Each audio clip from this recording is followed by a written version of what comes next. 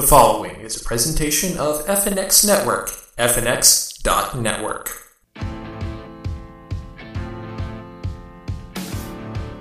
It's Casual Mode with Jeremy and David, Episode 3 for February 27th, 2015, Dark Sensibilities. Hello everybody and welcome to Casual Mode, the podcast for geeks of all trades and masters of none. I am Jeremy, and with me, of course, is my co-host, my tag team partner, David. Hey everyone, how you doing? It's been a pretty great day for me, for reasons we'll discuss later on the podcast. What we've got in store for you today is a review of WWE Fastlane and some other WWE talk as well. Dragonball XenoVerse is out, so we're going to be talking about Dragon Ball and various other different anime-type things, including Sailor Moon. I've got some things to talk about regarding Power Rangers and Super Sentai, and of course, as always, silly news and dumb tweets. Oh, plenty of dumb tweets. Plenty of dumb tweets. Yes. But before we get into that, we would like to kind of explain why last week's episode was well over 2 hours. As it turns out, this podcast is pretty much an extrapolation of phone convos that David and I have had independently in the past, which do tend to be long-winded, do tend to be kind of rambly, going on various different rabbit trails as we're able to think of things.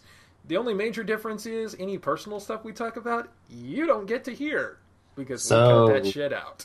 So it's pretty much, without all the melodrama of my life that happened way back when, which I won't be talking about on this show. Don't worry about it, because we would be here until about 2 a.m. tomorrow morning. Yeah, or any of the drama of my life, which if you really want to know about, you can just follow me on Twitter. Oh, geez, I don't know. I rarely get a chance to use Twitter myself. I'm pretty much more on Facebook and once in a while poking at YouTube comments using another screen name. As far as my Twitter goes, I'm one of those people who, when I have something to say, I will say a lot. When I don't, I don't.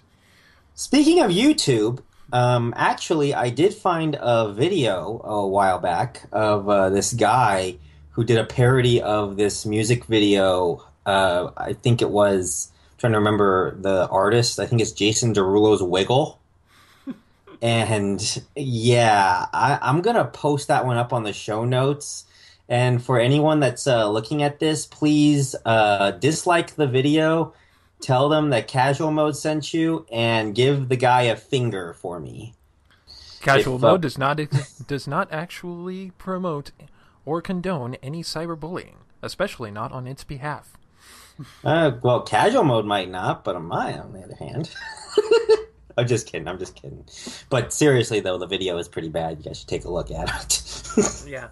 On the other hand, if you want to see a music video that's not bad, those of you who watch this show may also know Little Karibo, mostly of Yu-Gi-Oh! The Abridged series fame.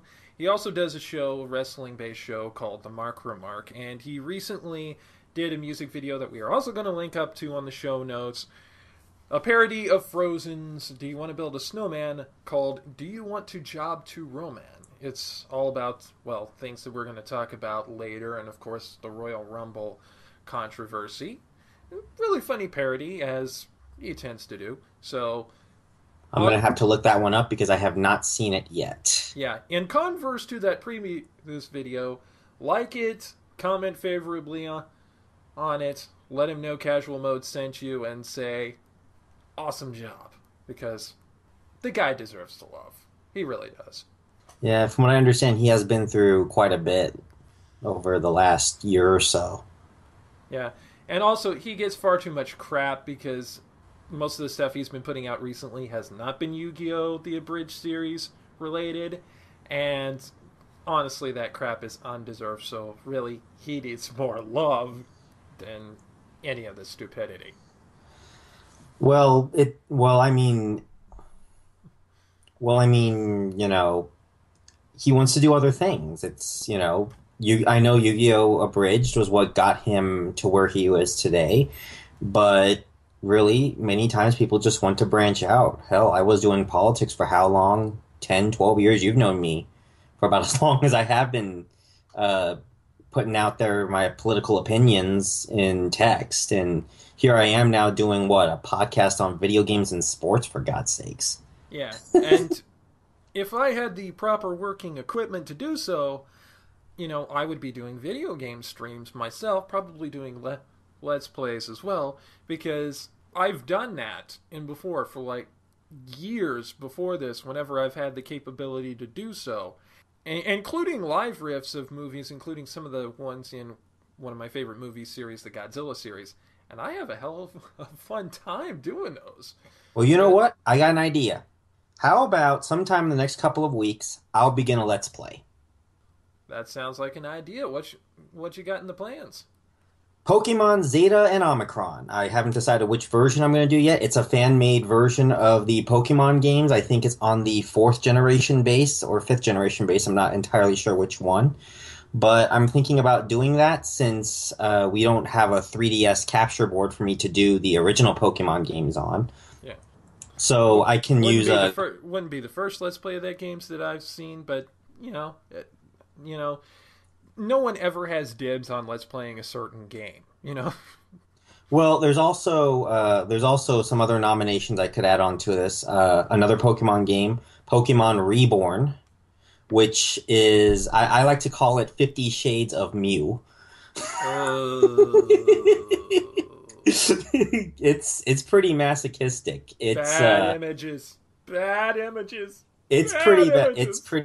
it's a well-made game, all right? Don't get me wrong, it's an amazing game. It's just it's so hard. All the gym leaders have six Pokemon, and from what I understand, is probably the hardest Pokemon game out there. It's pretty much for hardcore fans. You know what? I got an idea. We've never done like a poll or anything. So on the Facebook page, once I publish this on the Facebook page, I'll put up a question.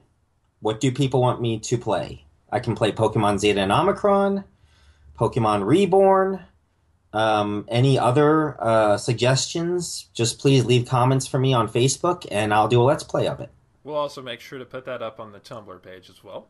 Correct. And as long as it is a PC game, as of right now, a PC game, then I will definitely try to make it happen. But yeah, just the thoughts of that Pokemon Reborn game. I need an adult. Oh wait, Yeah. I am an adult. Yep. Anyway, let's not disturb ourselves any longer. Let's get into talking about video games.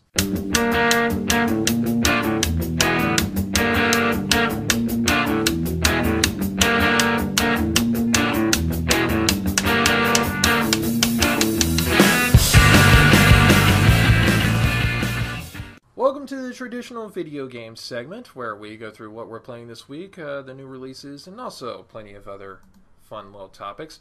Let's start off with you, David. What are you playing this week? Well, I'm playing Omega Ruby and Alpha Sapphire, Pokemon Omega Ruby and Alpha Sapphire, that is. I've also been playing some mods from Wolfenstein 3D. That's the DOS game Wolfenstein 3D from a guy known as RIP, spelled AREYEP. His two games, Spear Resurrection, and his sequel, Spear End of Destiny. You can get them for free to download at rip.com. It is, though, fair warning, he hasn't updated his site in over 5 years. Just letting you know. And also, I am addicted to Pokemon Shuffle. Really fun game, that is. Yeah, Pokemon Shuffle, Nintendo's really first free-to-play game that they've had out there. Well, actually, not really their first one. The first one would be oh God, what's the name? It's the sub one, Steel Diver Sub Wars. There we go. Hmm. Yeah, and now they've got one that's kind of basically Pokemon Troze free to play. And it's a lot of fun. I already caught, I believe I was catching , and I've also just beaten Mega Altaria. Yeah, I saw someone on my Twitter was playing it, confused as to how they were able to easily catch one of the Pokemon that has a low percentage catch rate, and were having trouble with one with a higher percentage catch rate. To which, really, the answer is probabilities are weird. It is. Probability is by no means an absolute thing, but that's far way too far a technical discussion. As for me, of course, I've been playing Alpha Sapphire, I've been playing Fire Emblem Awakening, and Shin Megami Tensei 4. Actually, in Pokemon Alpha Sapphire, I have done something I have never done before. I have legitimately raised Pokemon to level 100 purely by battling. Of Congratulations. course, I did use the Blissey base movements, and once I was able to hit the level release in my base in the Blissey bases, that really picked things up. But yeah, I've got now 3 level 100 Pokemon. I've got several others that are creeping up there. My initial 9 battle Pokemon are fully super trained out now, including the Super Senshivis, Sailor Senshivis rather, and of course my Hydreigon, which, yeah, it's now a Hydreigon. Finally managed to level it up. It's creeping up on level 100 itself. Uh, and I haven't been playing it this week, but really one of the games I wanted to talk about is one that I played in a few weeks past. I don't know if I've talked about this before, but if I have, well, you're going to hear about it again. The Jackbox Party Pack, available on Steam, which I'm going to have the link for the show notes, is a really fun game. It's from Jackbox Games, formerly known as Jellyvision. They've done the You Don't Know Jack games going back years now into the 90s. Really started getting big in the 90s. Actually had a TV game show that was hosted by Paul Rubens there. It's kind of, for lack of a better term, an underground hit, kind of an offbeat, pop culture-y trivia type game. And they've created a bunch of other various different games. Called one of them's called Fibbage. I played that a couple of weeks ago with some friends of mine over Skype. This was kind of an interesting experience because these games are actually designed to have one person have their screen up on a laptop or to a TV, or some people I've seen stream it onto a projector, and then have everybody hook onto them with either a phone or a tablet or even a laptop in the browser by going to jackbox.tv and playing along with what they see. Well, since I have hardware limitations, I could not stream my screen for all the people who were in the Skype call to see. So what I had to do for Fibbage was unfortunately play the second version of Cookie. Cookie's normally the host, the character who hosts Fibbage, and also You Don't Know Jack. I kind of had to read those questions out and give all the point tallies by proxy, since no one could see my screen. It was a little bit awkward. Obviously, we weren't using the games the way they're supposed to be played, but it was still a really fun experience, and we had a lot of fun. If you've never played Fibbage specifically, it's basically a game where you get to lie your ass off, but try to make people believe that your lie is the truth. So it gets to some really funny scenarios where you get these people writing all these outlandish stuff, only to find that the truth to the question is even more strange than anything put down. It's true what they say. The truth is stranger than fiction. One of my actual accomplishments in this past week is kind of skewing a little bit on the technical end. I managed to hook up a 1 terabyte external hard drive to my Wii U so that I can have additional storage space. When I got my Wii U initially, it was the Mario Kart 8 bundle, 32 gigabyte built-in storage. Of course, you can put in an SD card to expand it out more. You can put in flash drives to expand it out more. But just putting in like 16 or 32 gigabytes at a time was not enough for me. No. I wanted a full-on 1 terabyte hard drive into my Wii U. And as of actually this recording day, which we're gonna kind of let you behind the scenes. We're actually having to record this 2 days in advance. I have accomplished this, and I'll tell you how I did it. Of course, you could Google this, and I did in order to figure out how to get these things to work. But first thing that I did was I went on to Amazon.com, and I'm going to have the links to this stuff in the show notes. I picked up a 1 terabyte hard drive, Western Digital, really, really good brand for hard drives. That's the brand I got specifically. And also a USB 3.0 Y cable. This is an important part of the process because the cable that comes with the Western Digital cable is all well and good for hooking it up to a computer. But if you try and hook it up into a Wii U, the Wii U ports are only USB 2.0, not USB 3.0. So your external hard drive is not going to be getting quite enough power to work with it on the Wii U. Having the Y cable allows you to split that out to where you can plug it into 2 USB ports, basically one of them devoted just to data and one of them devoted just to power, and that will have you get enough power to the hard drive to get it to work. The other thing I had to do, and you may not necessarily have to do this if you have the Y cable already, but since I was having to wait for the Y cable to come in, since I didn't know I needed it until after I got the hard drive in, I actually hooked it up to my computer and had it reformatted.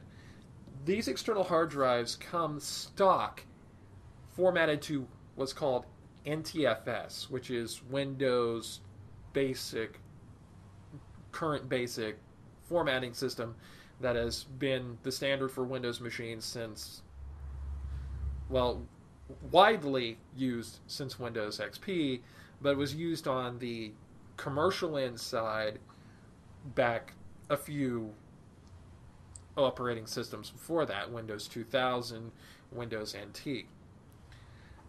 The Wii U does not like this. So what I did was I reformatted it into FAT, which is an older one, but I was still able to use the entirety of the 1 gigabyte hard drive because of the way things have changed with the way hard drives are formatted over the years. So once I got the cable in and once I got my Wii U moved into my room, I was able to just plug it in, power up the Wii U, and is able to say, oh, there's this new device here. Would you like to format to use that to your Wii? And I was like, okay, sure. Boom, hit the format button.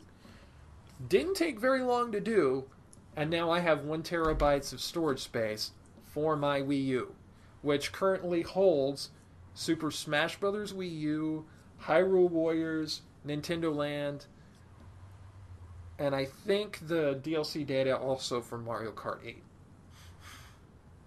Not bad. Yeah. How much free space do you have left on it? Uh, well, all those games combined only took up probably somewhere in the neighborhood of around 20 gigabytes, maybe. So my terabyte hard drive is by no means full. I mean, this is pretty much going to last me until whenever the successor to the Wii U comes out. Not bad, not bad. I think I have the largest external hard drive I got is an old 250 gigabyte one. I'm about to go buy myself a bigger one, I think. Yeah. Um, I was able to get all the parts for this for, I want to say, round about, let's see, the hard drive itself I got for $70 because I'm a member of Amazon Prime. Maybe a little more expensive for you, factoring shipping. So, conservative estimate, let's say it'll probably be somewhere around like 80, maybe $90 for that particular hard drive. And Actually, they do give free shipping for this hard drive. It's just going to be a little bit longer. It's not second day shipping. It's more like you'll get in about 5, 6 days. yeah, I got free second day shipping because, again, Amazon Prime member.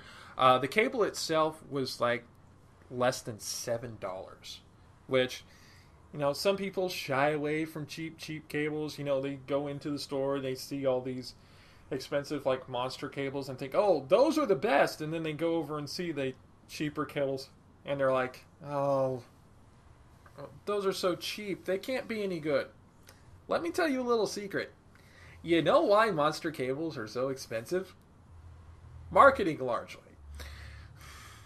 Marketing and also more expensive materials, but that does not necessarily mean a better product. You can save money on your cables and get, at the very least, roughly equivalent quality, if not perhaps even better quality. This is one case in which it's okay to cheap out. And like I said, this particular cable works flawlessly because I was able to just plug it in and it picked up automatically and was able to go from there. So, about maybe 80 or 90 bucks for the hard drive, $7 for the cable, plus whatever shipping you get, unless of course you go with the free ground shipping. For around about $100, you have expanded the storage space in your Wii U far enough that unless you're downloading games every day, you're not going to run out until the successor to the Wii U comes out. I'm just taking a look at the hard drive that you show me the link to on Amazon right now, and you're gonna love this. 1 terabyte is $69, which you were talking about. Mm-hmm. The 1.5 terabyte is $102.99. Nice jump in price, right? Yeah. But the 2 terabyte is $84. So yeah, see, you can out badass me, which generally is not a hard thing to do. Yeah, but why is the 2 terabyte cheaper than the 1.5 terabyte? I'm not understanding this. I don't get it either. I need to start. You know what? I need to start a political segment of the show or something. Talk about these ridiculous prices Yeah, I don't really get it either. between this and gas going up while oil's going down. Nothing makes any sense anymore. Anyway, new games that came out this week. Really, the most notable game to come out this week. It's already out on consoles. It will be out this Friday on Steam. Dragon Ball XenoVerse. I'm getting a copy. This is basically the game that people who ever wanted a Dragon Ball MMO wanted, but without the MMO part. Actually, you know what? I'm gonna throw it out there. If you guys want me to, I'm gonna add Dragon Ball Xenoverse to the list in that poll. So for the first Let's Play. And just from the look of it, it's a game that I kind of want to get, mostly because, well, we're Dragon Ball fans here. I certainly am. Have been ever since it was originally airing way, way back in the day on Kids WB, and then later on Toonami. Yeah, it's basically a game where you get to play in the Dragon Ball Xenoverse as whatever character you want, because looking at the plot synopsis, your character is kind of this outsider that comes back in time with future Trunks to make sure that the future doesn't get all fucked up. Because there have been some people who have come back in time and decided to go all crazy with the timeline.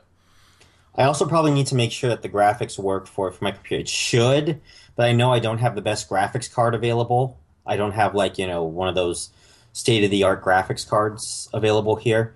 Someone told me I should if I want to ever, do stuff like play really high-end games or mine Bitcoin. But I'm looking at the I'll take a look at this, and after I test it out and everything works, if people want me to do a Let's Play on this, I'm just going to leave it up there as an option anyway. So yeah, and it should also be noted. I think there was one of the Dragon Ball games that had a conceit kind of like this, where you had a creatable character. The thing was, at the time, I think the newest Dragon Ball thing that came out was maybe Son Goku and his friends return. This now also incorporates the newer movie Battle of Gods. So you have Super Saiyan God coming into play. And thankfully not Super Saiyan 4, because nobody gives a fuck about Super Saiyan 4. Dragon Ball GT, the redheaded stepchild of the Dragon Ball saga. Actually, it was the redheaded stepchild of the Dragon Ball franchise until they made Dragon Ball Evolution. Mm. Mm. If the Dragon Balls were real, you can bet every Dragon Ball fan in the universe would be going out and searching for them for no other reason than to wish that Dragon Ball Evolution had never been made. And yeah, I'll just leave it at that. Yeah, the Dragon Ball franchise, it's got a very storied history. Of course, you've got the anime. It goes back to the original manga from Akira Toriyama, who, by the way, has done character design for things outside of Dragon Ball. He's written other manga than Dragon Ball, like Dr. Slump. Character designs. If you love the character designs of Chrono Trigger, for instance, that's Akira Toriyama. So, dude's a big deal, not just in anime, but also a big deal for video games as well. The Well, Dragon Ball. during the 20th or whatever that 20th anniversary episode of Dragon Ball Z, they Yeah, did some kind of special yeah, in Son Japan. Goku and his friends return was that's what I Yeah, was referring to earlier. yeah, and they were, and I just loved how they describe, the narration at the start of the story. They describe uh, the setting, and they talk about it's a minor inconvenience that arrives on the planet, and it's like a minor inconvenience. No, cell returning would have been a minor inconvenience. This was probably the equivalent of I stepped on a pebble. It kind of hurt a little bit. I'm not sure, but I was wearing socks, so I think I was kind of feeling it. Yeah, And in the story itself, Goku and Vegeta, as soon as they see the villains of Son Goku and his friends return, look at each other and said, "Well, this wouldn't be any challenge for us, but it should be a good workout for the kids." And so they send Goten and Trunks after them. they And had Goten and to, Trunks obliterate them. the two villains had to combine and use their most powerful attack just to get Goku to actually attack.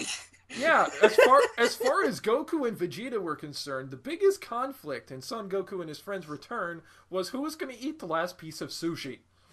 But I gotta admit, though, it was definitely. I know it was a push away from the very intense Dragon Ball Z in comparison, but I really do like the comedy that came with Dragon Ball, and it definitely brought out that. And Vegeta definitely showed a lot of that comedy too, as well. It brought out some of those segments that I really loved originally about Dragon Ball, so I can't really complain about it. It was a pretty good special. And admittedly, I'm kind of a Vegeta guy, really, because Goku sometimes gets on my nerves. I'll just say that outright. Goku sometimes has gotten on my nerves with his genius dits kind of thing. Probably because it reminds me of myself. You sure it doesn't remind you of Sailor Moon either? No. Or is she just dits? Oh, don't be dogging on Usagi, boy. We'll get into a little bit of that later. But I'm a Vegeta guy because I was always I was drawn to his arrogance. And of course, now we have Dragon Ball Z Abridged that's been going on for several years, and it's brought Dragon Ball Z back into the consciousness of a bunch of people, really talented people over there at Team 4 Star.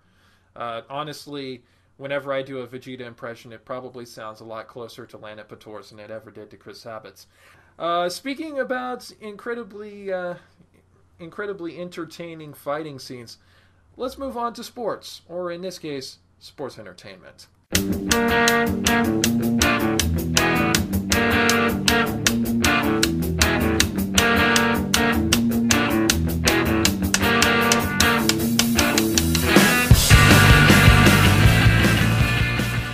Welcome to the part of the show where we talk about sports and sports entertainment. And actually, we do have a fair amount of sports stuff to talk about here, because there is actually quite a bit that happened in the last week in college basketball. Start off with probably the 800-pound gorilla when it comes to college basketball, court storming.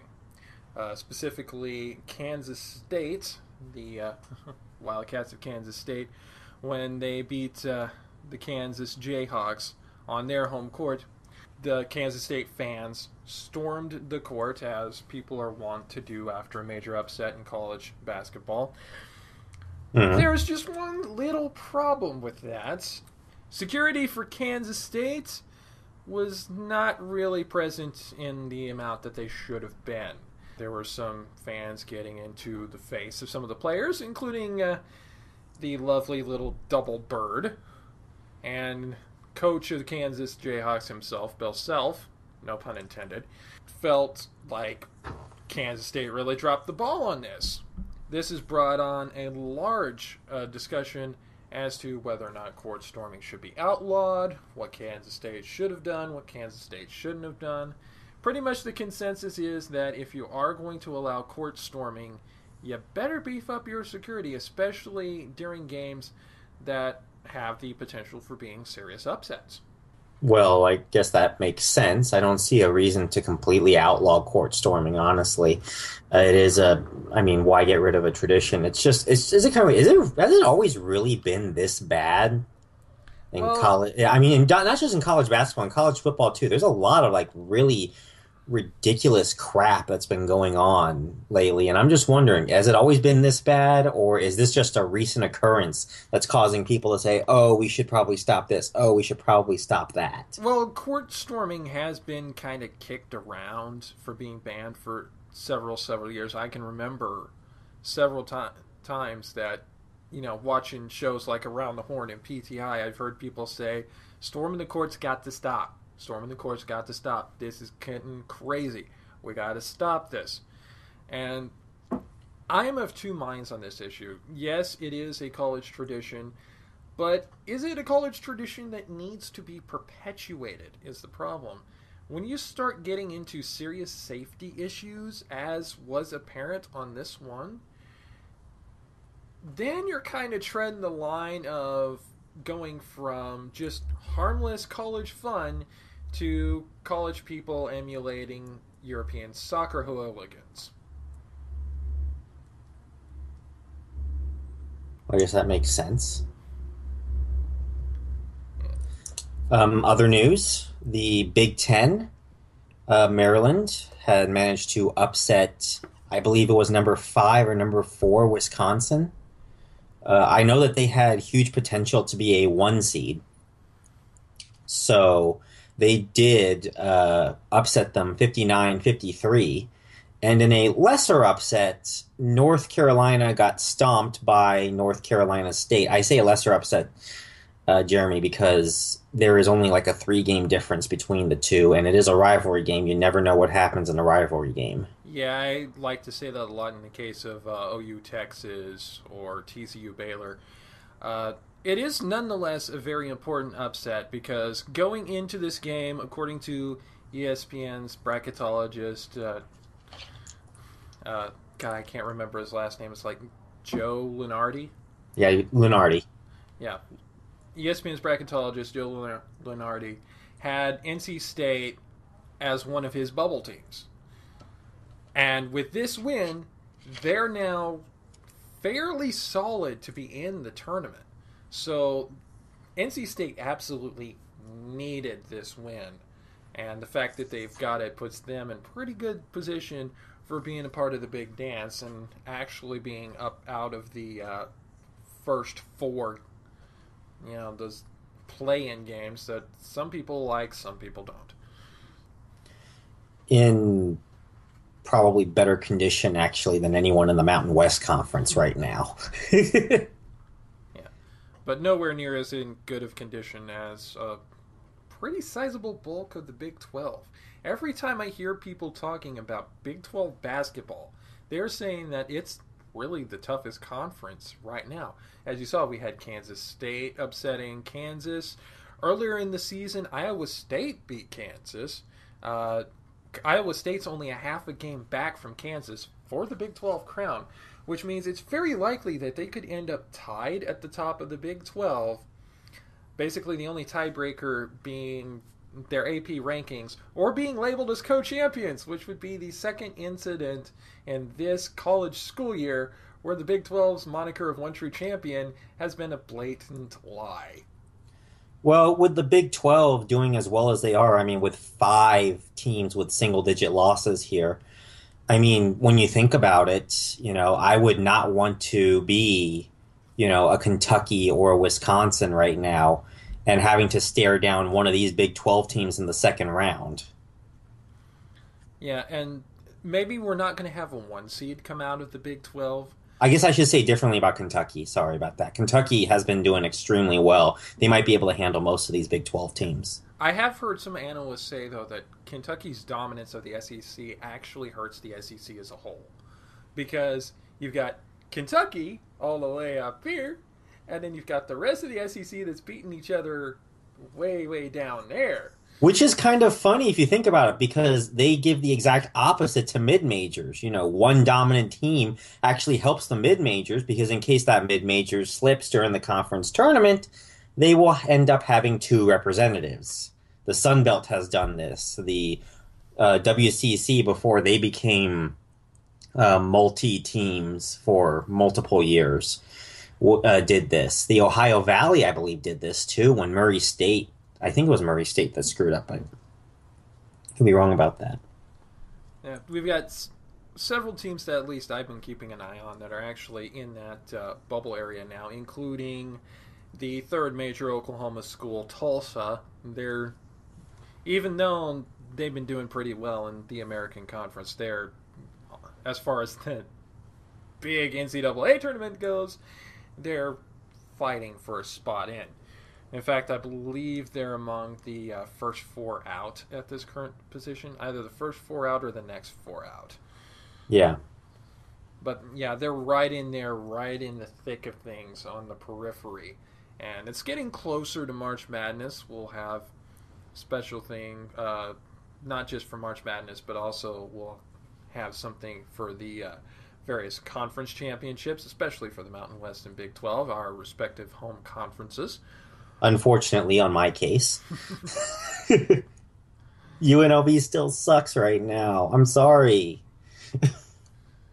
All right. What teams have you got? 1 seeds. Yeah, One what seeds. teams have you got projected as 1 seeds for the tournament at this point? Well, Kentucky is pretty obvious. They are undefeated right now, and I don't see them having any chance of losing that until probably the Elite Eight. I'm going to go with Virginia for the second number 1 seed. I'm going to go with Gonzaga for the third number 1 seed. And for the fourth one, as of right now, I'm going to say Villanova, just because they are not Duke. See, I've got 3 of those correct. I've got those first 3 of those correct. I actually think Duke is pretty solid shot for a one seed. And I don't really have a lot of hate for Duke. Yes, their fans are a little, well, they're aptly named the Cameron Crazies. But as for the team itself, I mean, there's a reason why Mike Krzyzewski has over 1,000 wins now. If they ever end up in the Final Four, their opponent will likely be Kentucky. I hope Kentucky stomps the holy hell out of Duke. But yeah, you have over 1,000 wins, which is a total that is unmatched by anyone in men's college basketball, and only been also achieved by Pat Summitt of Tennessee on the women's side. You don't get that many wins without doing something right. Yeah, that's true. I have nothing against the coach. The coach was pretty awesome. He is the coach for the United States team during the Olympics, or he was for one Olympics. Was it one Olympics or was it 2 Olympics? I forgot. Yeah, it was for one of the Olympics. So, yeah, one of the Olympics? Okay. So he's got respect for not just from his college people and from various different college coaches, but he's got respect from pro players as well. Yeah, so I got nothing against the coach. But yeah, a lot of their fans are just, oh my God. And let's face it, some of the people to come out of Duke have been coming into the NBA highly regarded and then did absolutely nothing. Pretty much. Whereas the team down the road only has arguably the best basketball player ever we did watch WWE Fastlane, and for all of my talk about how I wasn't going to get the WWE Network, I didn't feel the need to get the WWE Network, I got the WWE Network. What can I say? It's for the sake of the show, right? I mean, what's $10 a month for the sake of? Oh, excuse me, $9.99 for the sake of the show. Yeah, don't worry about it. I've been paying it since I'd say last year, back when it was a 6 month subscription. Yeah. So, so basically, I got the last 2 weeks of WWE Network free. We'll have to pay when it gets into March, but that's okay because, you know, I don't mind that so much. Besides, I got to watch the Paul Heyman documentary. I was watching that in its entirety. Very, very interesting documentary. Uh, of course, it's got the typical WWE spin on it, as those things are what to do. But then again, as Bray Wyatt says, it's the perfect place to bask in the glow of propaganda. So, I loved that. I swear he should be the spokesperson for the WWE Network. That is just awesome. and also very much an elements of truth there because it's a Vince McMahon project, so it's going to be tightly controlled. But enough of that. On to the pay-per-view itself. Of course, we had the kickoff show beforehand. Really not a lot to talk about there. It's mostly video packages about stuff. Really, the important thing for the kickoff show was the Miz TV segment featuring Paul Heyman. Paul Heyman, of course, is absolutely fantastic on the mic. He is one of the most charismatic people in wrestling. He's one of my favorite managers of all time because he's so smarmy and slick and evil, and he creeps you out, but you can't help but keep listening because he's just so, for lack of a better term, charismatic. Love the time when he actually literally talked his way out of a beating on Raw. That was, I mean, I think what happened was that he confused the hell out of whoever it was that was going to find him and take him out, and just literally talked his way out of the ring and walked right back up the ramp. And I was like, only Paul Heyman, only Heyman could do that. Yeah, if I were a wrestling manager, there are two people whom I would want to, for lack of a better term, gain inspiration from. One of them is Paul Heyman. The other is Jim Cornette. Actually, I want to throw a third out there, although he's probably not doing wrestling anymore. I think Bobby the Brain Heenan. Well, yeah, he was fantastic too. Or, Yeah. you could throw in many different names there, but my main two would be Jim Cornette and Paul Heyman. But as brilliant as Paul Heyman is, he is actually not the person who stole this segment. That, of course, would be Damien Sandow, now referred to as Damien Mizdow, personal assistant to Mike the Miz Mizanin. And I say he stole the show because he wasn't even doing anything except just literally sitting in the corner, and people are in love with Damien Sandow, really, even in this role. You get Mizdow chants all over, and at one point, he was just sitting there. The Miz had him actually, at one point during the interview, had him turn around because Paul Heyman said, okay, he's staring right at me. He's kind of creeping me out. So Miz had him turn around and he was facing the turnbuckle as he was sitting down. Well, with the Miz looking very mediocre right now, I mean, just about all areas, I mean, he's not bad, he's not good, and here's Mizdow coming in and saying, oh yeah, well, let's try mocking this guy and doing everything it is. Yeah, of course guys are going to love that. I mean, everything that he's been doing is basically what the Miz is doing, but parodying it and in some ways making it better. Well, Sandow's fantastic anyway. I mean, when his gimmick before this, where he was the intellectual savior of the masses, was absolutely fantastic. Like, oh, he played that up to the hilt. I can still remember when he was with Cody Rhodes, who we're going to talk about later on different things, when they were the team, the Rhodes Scholars. And at one point they had a match against the New Age Outlaws. And totally took they totally took a mockery of the New Age Outlaws' interests. I can still remember this line in my head to this day. Damien Sandow at one point goes, "Oh, you were not aware? Your posterior had better inform someone immediately."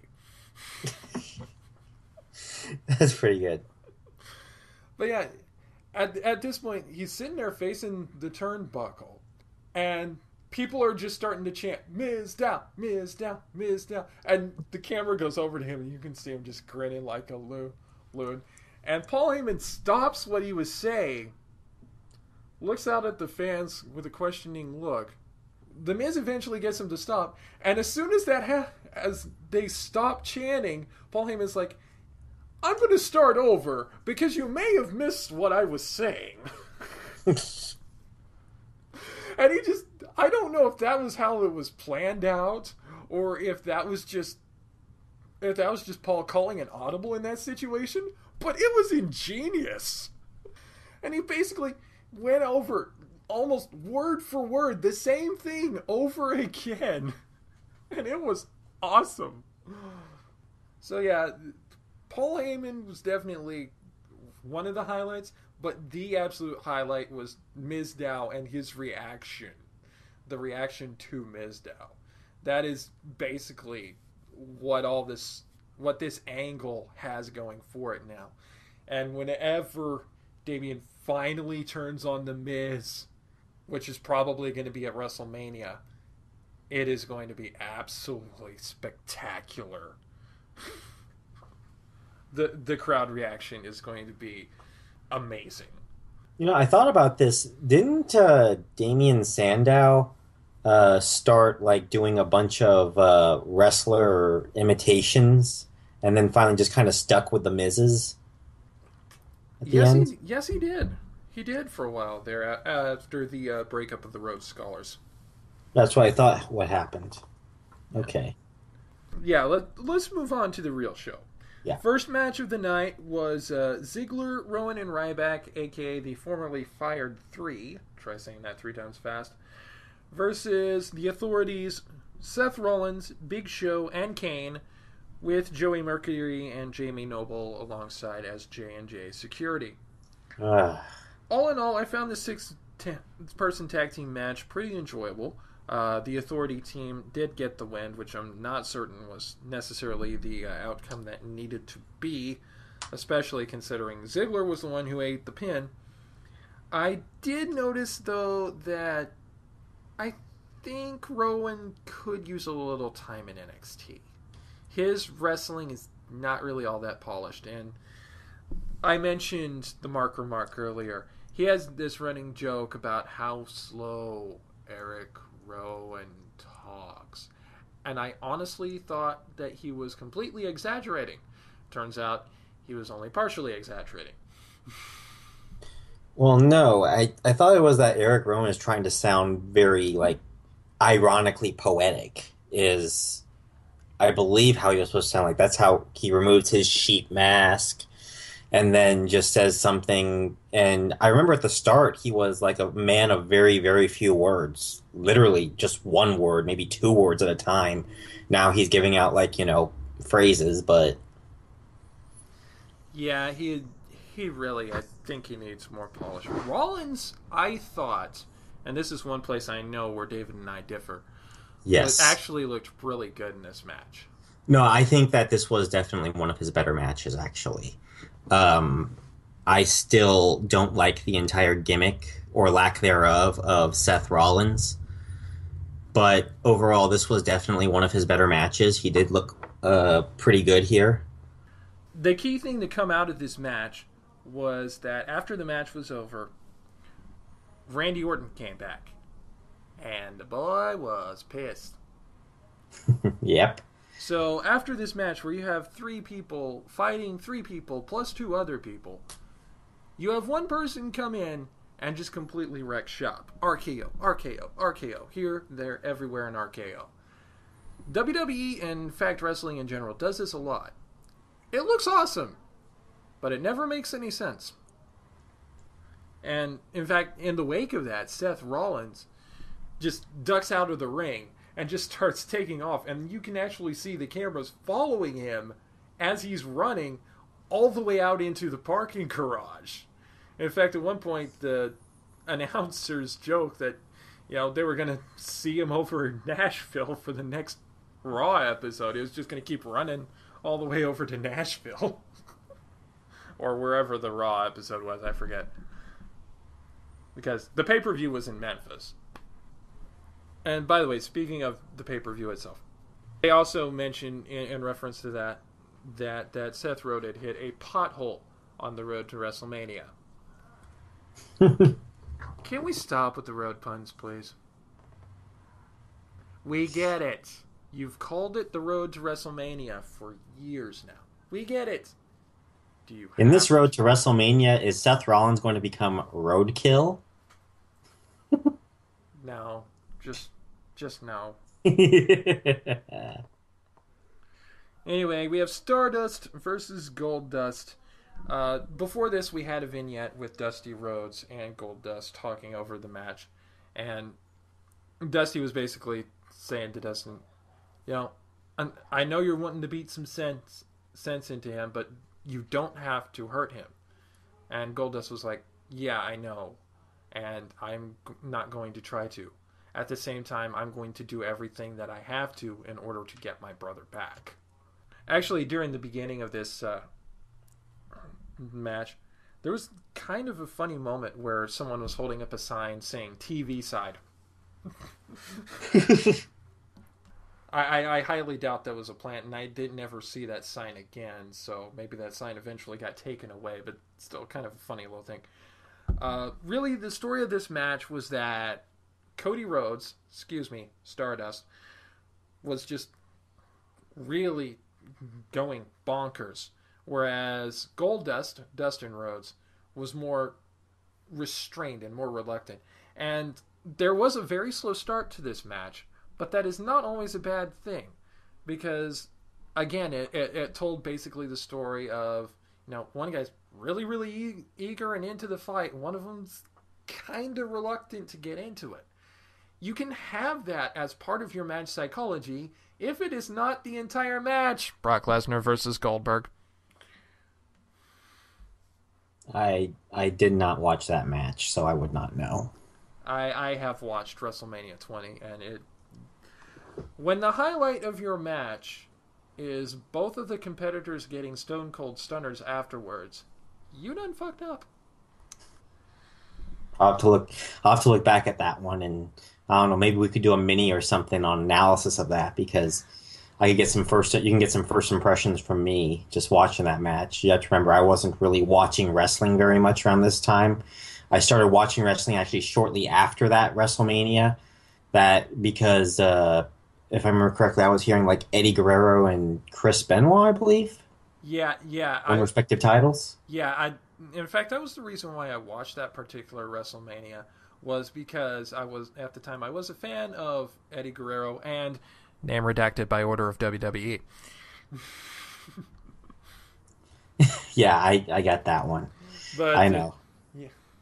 But yeah, the fun part during this match, every time either Dustin or the crowd would chant Cody, Cody, Cody, Star just like flipped his shit. Like it was like nails on a chalkboard to him.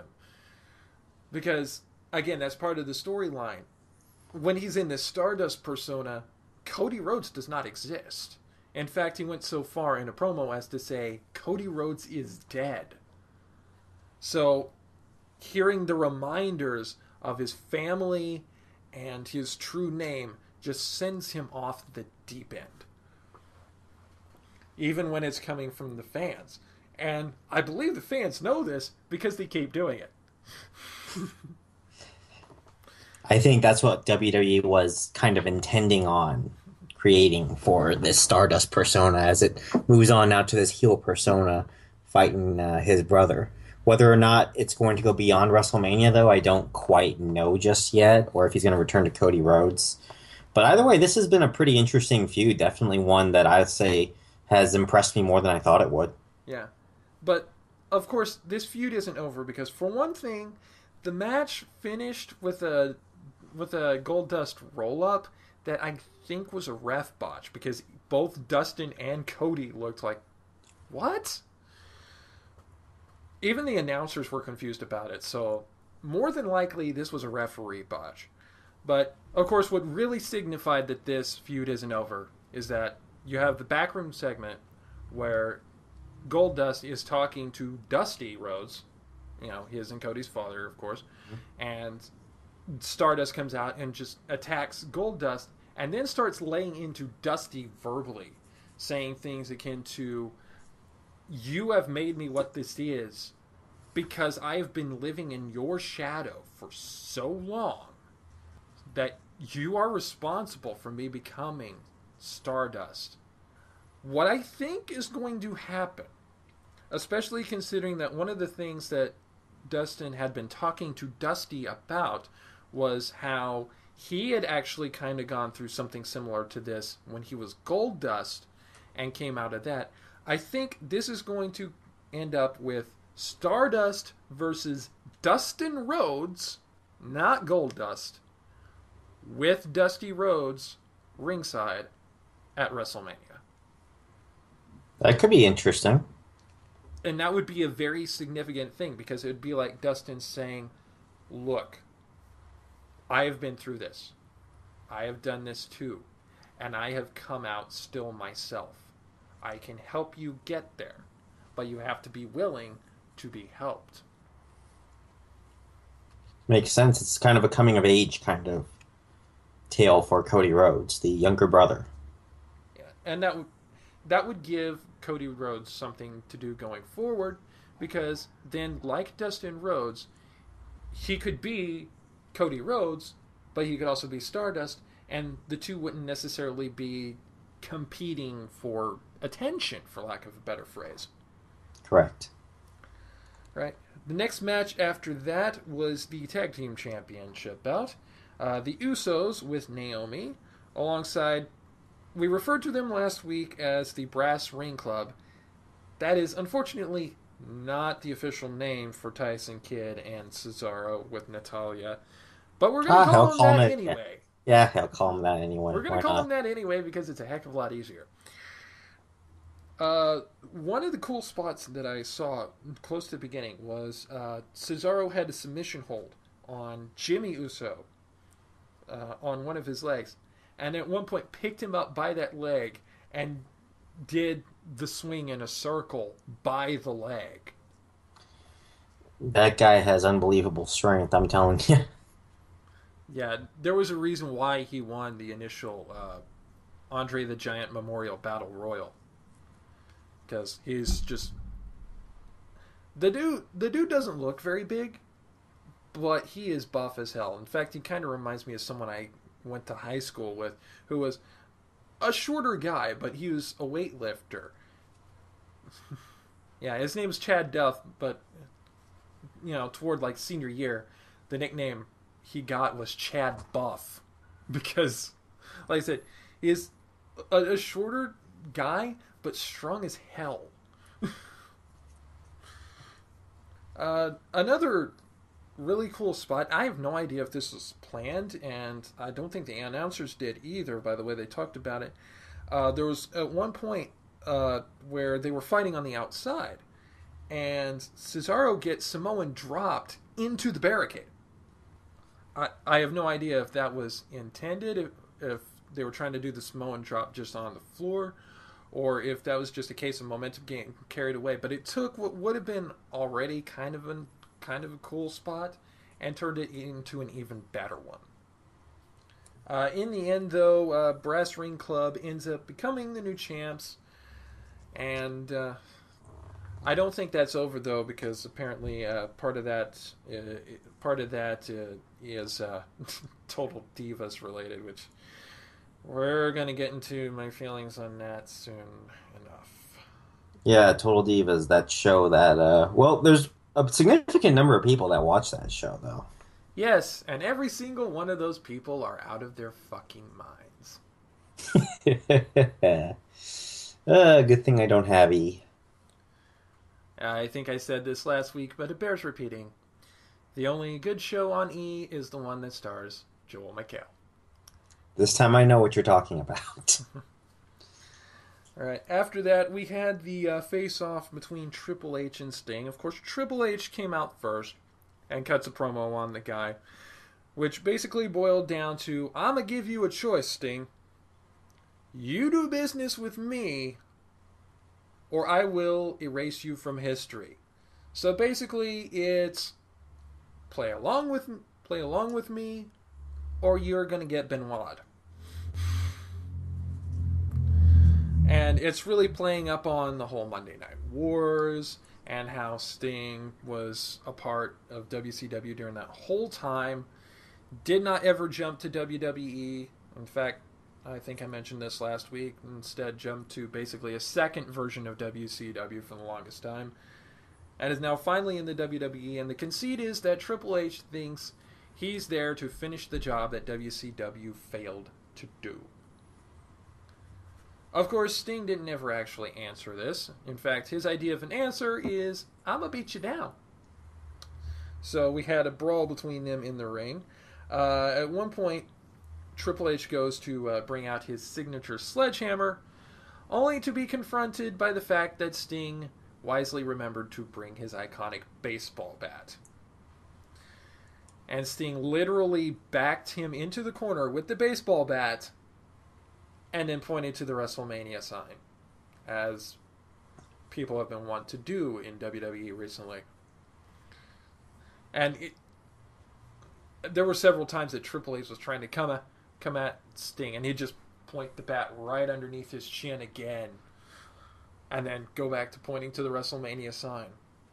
So, it is official. WCW versus WWE. The icon, the man called Sting, versus the game, Triple H. I'm gonna be perfectly honest with you. Well, let's talk about predictions later on. But I'm perfectly honest with you. I really don't have any idea how this is going to turn out. I have a pretty damn good idea how it's going to turn out, and let's go ahead and do predictions for that right now, because I know exactly how this is going to turn out. All right, I'm gonna go with a Sting victory, just because I feel like I don't know. I just have this feeling that WrestleMania is usually a closure.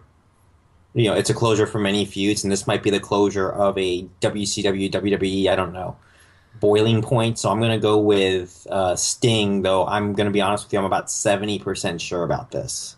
I would agree with you if it weren't for one tiny little factor. The fact that the person that Sting is fighting is Triple H.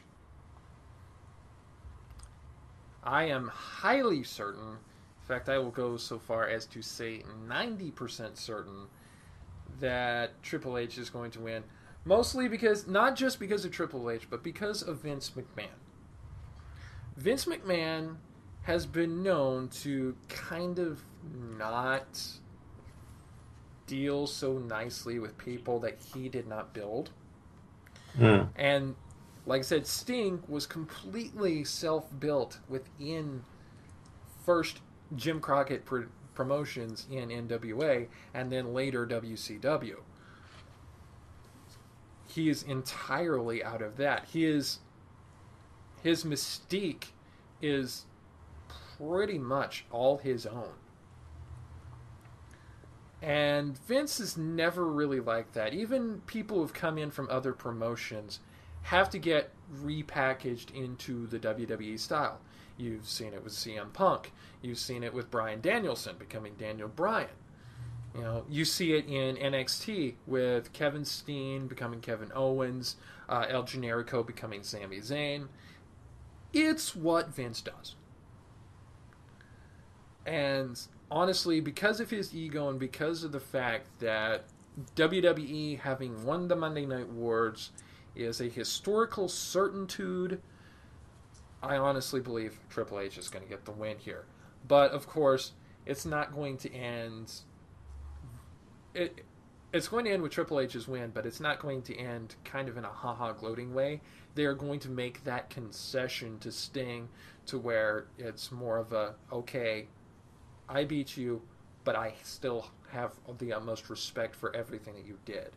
And of course, this definitely means that somewhere down the line, Sting is going to be in the WWE Hall of Fame.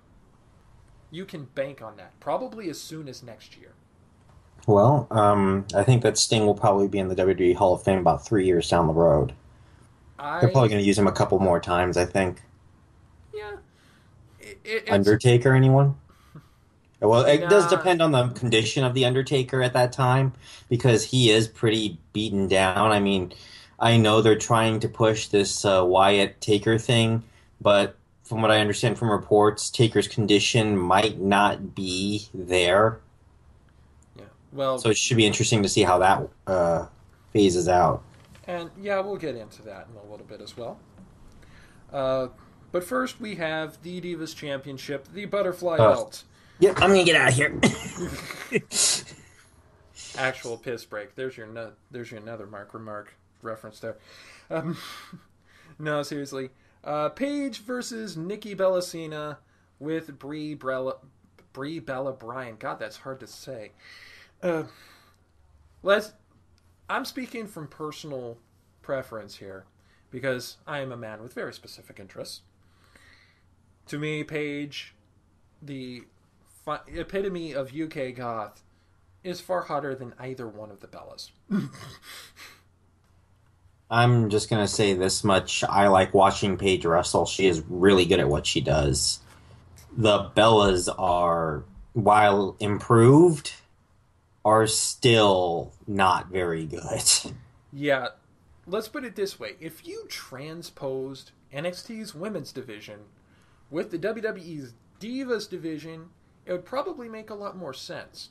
Actually, I'll be honest with you, of the two Bellas, I think Brie is by far the better of the two, which leads me to wonder why the hell are they putting the title on Nikki? Well, part of that may have to do with the fact that Brie's actually married to the better wrestler. Zing! Ooh. That's a good one. Also, largely, this feud was brought on by Total Divas, which, as we mentioned earlier, fuck Total Divas. Yeah, that must be the entire reason why. But honestly, Brie is by far the better wrestler and probably better on the mic of the two. Yeah. Um, Really, the only thing to say about the match itself is that Brie retained, and it was a very short match. Nikki retained. Or, see? Hey, See? you know what? I would have loved. You know, I would not have minded if it was Brie Bella holding the title, and Nikki was the one that was tagging along, because this is just not no. But yeah, the match was actually quite short, which is probably actually a blessing in disguise. Whew. But now, let's talk about a match for a title that is equally irrelevant. Bad News Barrett, the Intercontinental Champion, versus Dean Ambrose. And just looking at the promos for this, I was actually on Bad News Barrett's side. I don't care how insane you're trying to put up Dean Ambrose to be. The way that he had that match for the Intercontinental Championship be created, with Barrett being zip tied to a turnbuckle and forced to sign it, would not hold up in any court of law whatsoever. I think that's the entire point. Although it did lead to a very funny tweet by Simon Gotch of NXT, one of the vaudevillians, who said that Dean Ambrose forcing of Bad News Barrett to sign that contract would have been illegal if it were not for the fact that Dean Ambrose is a notary. Well, there you go. So it's pretty much legal and signed then. But yeah, when you have one of the NXT villains on your side, you probably should not be the face. Well, he's supposedly unstable for a reason, and he's unstable in a way that the fans find him lovable. And I'll be honest with you, I actually really like both of these guys. Bad News Barrett, for someone that is basically just the one of the centerpiece antagonists, supposedly, of the JBL and Not Cole show that's on YouTube. He's doing a pretty darn good job with that gimmick. Yeah, he's really taken it and made it his own. He's really come a long way from the days of being Chris Jericho's protege, which, by the way, is not a bad way to start your career. No, it's not. And also of the gimmicks that he is by himself, I think that, at least in my opinion, this is actually probably even better than him being the leader of Nexus. Yeah. Unfortunately, this match ended in a disqualification for one of the dumbest reasons I have ever heard of in my life.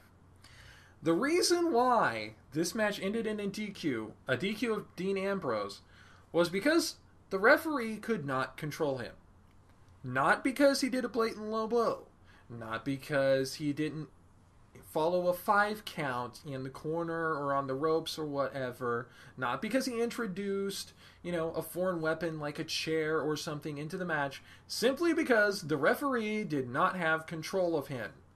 God, we need to bring back these referees from the Attitude Era. These referees currently on the PG or 9.99 era are freaking wimps. Wait a second. Silence for a second, please. That was my facepalm. That was my palm hitting my forehead at high velocity. So now my forehead's probably going to be pretty darn red, all because a referee couldn't get control of a match and decided to call it in favor of a disqualification. Seriously, bring back these refs from the Attitude Era. You want to talk about out of control? Yeah, I'm all for, being a sensitive person and everything, but you're a referee in an athletic entertainment art that is all about people beating the hell out of each other. And you call a match a disqualification because, oh, I don't have control of it. You know what it'd be like? It'd be like an NFL referee calling a football game because Ndamukong Suh stomped someone in the head. You are there to make sure that the action flows. You are there to control the action. You are there to occasionally give the wrestlers instructions from on high about how the match is supposed to go. If you can't do that, get the F out. And yes, I deliberately censored myself because of the whole WWE thing. Yeah, I remember that one way back in what 2002 was it? Yeah, Yeah. has it really been 13 years? Wow. Yeah, Yeah. it has. But to make matters even weirder, you remember, like, last year or the year before, I believe it was, when we had the Scooby-Doo WrestleMania mystery? I have no idea. Yeah, it was basically a crossover movie between Scooby-Doo and the WWE. Well, Hanna-Barbera's doing it again. Only this time it's not Scooby-Doo. It's the Flintstones. Yeah, I saw that one. Oh. I have just one word for this. I'm sorry to go all Stone Cold Steve Austin on this, but seriously, what? What? I mean, Scooby-Doo you could kind of get away with because they've done wrestling-style things before. There was a whole episode of a pup named Scooby-Doo called WrestleManiacs that had a mystery around wrestling. So that you can kind of forgive. But the Flintstones. I mean, I know you've got a built-in joke there with one of the wrestlers being named The Rock, but come on! I mean, this is a concept that makes Bray Wyatt's ramblings look sane. Might be worth the price of the DVD just to see that if they actually do something like that. But yeah, and speaking of Bray Wyatt's insane ramblings, at one point you have, of course, as Noah Antweiler, the spoony one, refers to it, Undertaker's massive dong go off. And you have druids coming in with torches, bringing in a casket, And it opens up right next to the ring, and inside it is Bray Wyatt, who sits up with a microphone and cuts a promo that basically boils down to, Taker, you ain't scary anymore. I will make sure you are never scary ever again. I will destroy you. I will make it my mission in life. Meet me at WrestleMania. And yes, by the way, that was a Patriot Games reference in there. So, it looks like we might have Bray Wyatt versus Undertaker. Of course, again, as David mentioned earlier, that largely depends on what kind of condition Undertaker's in. Because honestly, that last match, if the match against Brock was the Undertaker's last match, probably a pretty good way for him to go out. I don't really see a point in having an Undertaker match this year. They probably should have done a build-up similar to this for Bray Wyatt last year. And it probably would have done a heck of a lot better. Certainly would have been a heck of a lot better than having Bray Wyatt spend a lot of the last year dealing with John Cena. Yeah. Or Dean Ambrose. Anyway, speaking of John Cena, he went to face Rusev for the U.S. title. Which, by the way, I am not even joking. During the build-up promo for this, I took an actual piss break. So, there's your third Mark Remark reference. I felt like in this one, the face was acting like the heel, and the heel was acting like the face. I feel like in a different universe, it would be John Cena being the one getting boos, and Rusev the one getting cheers. And in fact, in an alternate universe, that probably has happened. Having not visited any alternate universes, I wouldn't know for certain. At one point during the match itself, though, I could have sworn I heard a chant for Jerry. Probably for Jerry Lawler. Maybe I misheard a chant, but I'm pretty sure I heard a Jerry, Jerry, Jerry somewhere in there. As for the actual match itself, the whole thing was about, John Cena doesn't have it anymore. He doesn't have the ability to stick around anymore. And John Cena's like, no, I'm like Captain Super Perseverance. But truth be told, in the match, I think Rusev showed more perseverance. I think really the way that the match went, it was Rusev who was who looked the more determined of the two. Well, so determined he kicked Cena in the nuts, so. Yeah. See, I see that as a desperate attempt to keep Rusev actually being heel, because there is very possible that there could have been an inadvertent double turn in this match. So you can't double turn with Cena in it. No way. It could have happened. But, of course, they have Lana come in to do a distraction, and Rusev, blatant heel move, blatant knee to the balls. Really, the only reason they did that was to, keep Rusev heel. And, of course, the match ended with Cena, quote-unquote, submitting by being passed out, which, as I mentioned last week, there are at least 2 occasions where this has been done infinitely better. You have Zayn Owens most recently, and I actually watched this on the WWE Network prior to watching Fastlane. You have Austin Hart from WrestleMania 13. Whereas in this case, it really wasn't John Cena passing out. It was John Cena got kicked in the balls.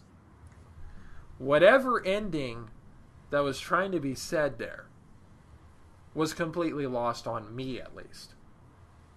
And it is nevertheless safe to say that this isn't over either. God help us. Cena's gonna win.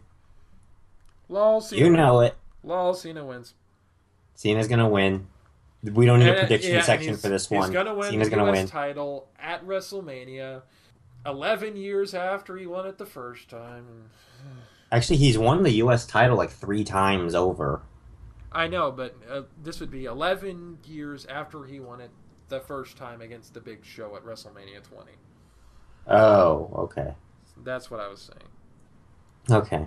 All right, Main now event. now we come to the main event. Reigns versus Bryan for Reigns' WrestleMania title shot. Now, To be admittedly, perfectly honest with you, Jeremy, this was probably when I finally started snapping into after kind of just spacing out in the Nikki Bella Page match. yeah. And of course, my question going in was, how is WWE going to screw this up? Because, we all thought it's going to be going to a triple threat. There's going to be some kind of schmoz finish here. Something weird's going to come up. When the match began, I honestly did not expect this happening. There was actually a dueling chant for Roman Reigns and Daniel Bryan. I did not expect that to happen. I expected Reigns to get booed to hell. But no, there were people doing a chant for Reigns in response to people doing the chant for Daniel Bryan. So you'd have Daniel Bryan, Roman Reigns, Daniel Bryan, Roman Reigns. I I sat think there that it and I was was just a Philadelphia thing, I'll be honest with you. in Memphis. No, I'm talking about it's just a Philadelphia thing that there's so much hatred for whatever WWE sees as their stars. I don't think John Cena has a very good track record of impressing the fans up in Philadelphia. He does, however, have a much better track record down in the South, and I think that the South is more agreeable with what the WWE brings out as their next top star.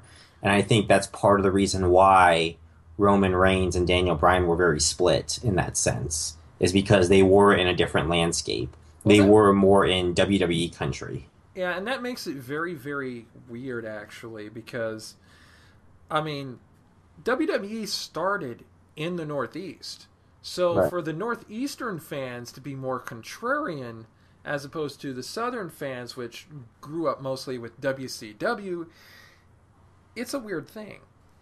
Well, no, I really don't think it is. I think it has to do a lot with the attitudes up there. Philadelphia fans are used to ECW. They want to see stuff that's very similar to that of what they saw in ECW, which, while they brought out the absolute worst in violence, did bring out some extremely good storylines. And some And extremely on the good South, wrestling because they brought Lucha Libre to America. right, and also you also have on the other hand the South where they got WCW and they were fed to them. What was fed to them? You had RoboCop with Sting. You had the Shockmaster. You had TNA with Cheeks. The Johnsons, I believe, and Yeah. other fun stuff like that. Toby Keith as a wrestler, who by the way actually is a pretty damn good wrestler, but that's beside the point. Yeah, also Oklahoma native, so he's state kin to me. Seriously, he should have been on the TNA roster. He's better than half the wrestlers that they had. Yeah, true. Well, look at it this way: he'll inevitably get into the WWE Hall of Fame when TNA buys him out. When TNA is bought out. TNA will not be bought out. Trust me. They will die and WWE will probably just let them die. I think it's because there is no marketing value in TNA. That there was in WCW. There was a lot of tradition put into WCW that was based on NWA, whereas with TNA, it's a lot less connected in that sense. Oh, true. Sweet spot of the night is actually goes to Daniel Bryan for doing a sweet liver kick counter to Roman Reigns' flying Superman punch. And even that was called out by the commentators themselves as an awesome counter. They did the replay of it and everything. Really ingenious counter to that because got a defenseless guy up in the air, stomach section completely exposed, and of course Roman Reigns has actually had hernia surgery in that area, so you have that liver kick right in that area. Excellent counter. I do have to address one major botch from this, and it is actually not in the match itself. The hashtag for this match was Roman versus Bryan Now tell me, David, what is wrong with this? It's first name versus last name. Yes. So it should be either Roman versus Daniel or or Reigns Rings. versus Ryan, correct? Correct. So what they may have accidentally done was just acknowledge the fact that Daniel Bryan was once Bryan Danielson. Well, that would work too, yes. But yeah, biggest botch of the night was to one of their vaunted hashtags. Good job, WWE. I'm so sick of seeing those hashtags. Like we don't have to, like we already know, okay, fine, we get it. You're on Twitter, you want to be trending worldwide. Well, you were trending worldwide last month with canceled WWE Network. Don't you think that's enough? Sometimes those things start to backfire on you. Well, I would say something akin to that fact, but then again, I'm the guy who repeats hashtag shots fired whenever he makes a good zing. So, Mm. anyway, this was actually a really good match, and Roman Reigns won it cleanly, which is probably the best thing that could have happened.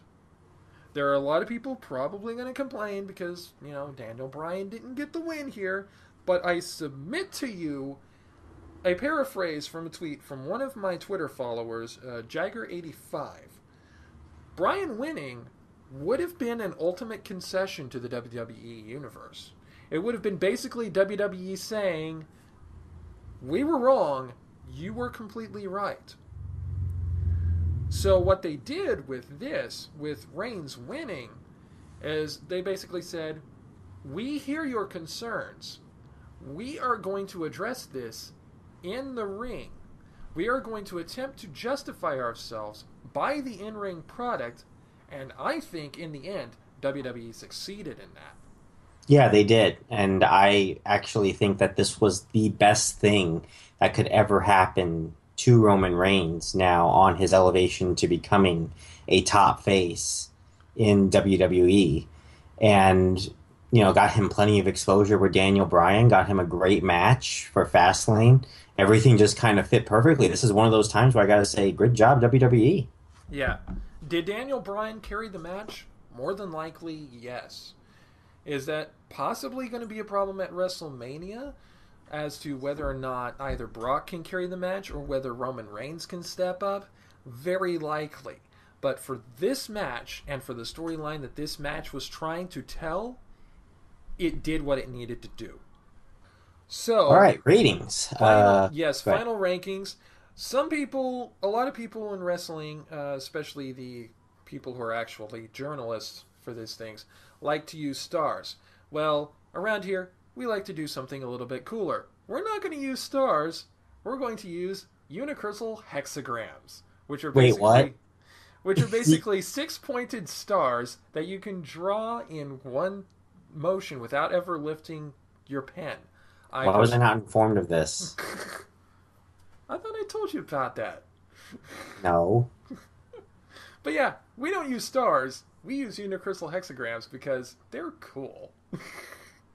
Oh, jeez. Personally, my rating is going to be 3 unicursal hexagrams out of 5. And if you don't know what a unicursal hexagram looks like, look up from Yu-Gi-Oh! The Doma arc. Look up the Seal of Orichalcos. It has a unicursal hexagram inscribed into that circle. I'm gonna go with about 2.25, 2.5 out of 5. I I think that there were a couple matches here that just weren't very good to watch. Mostly the Divas match that really hurt it.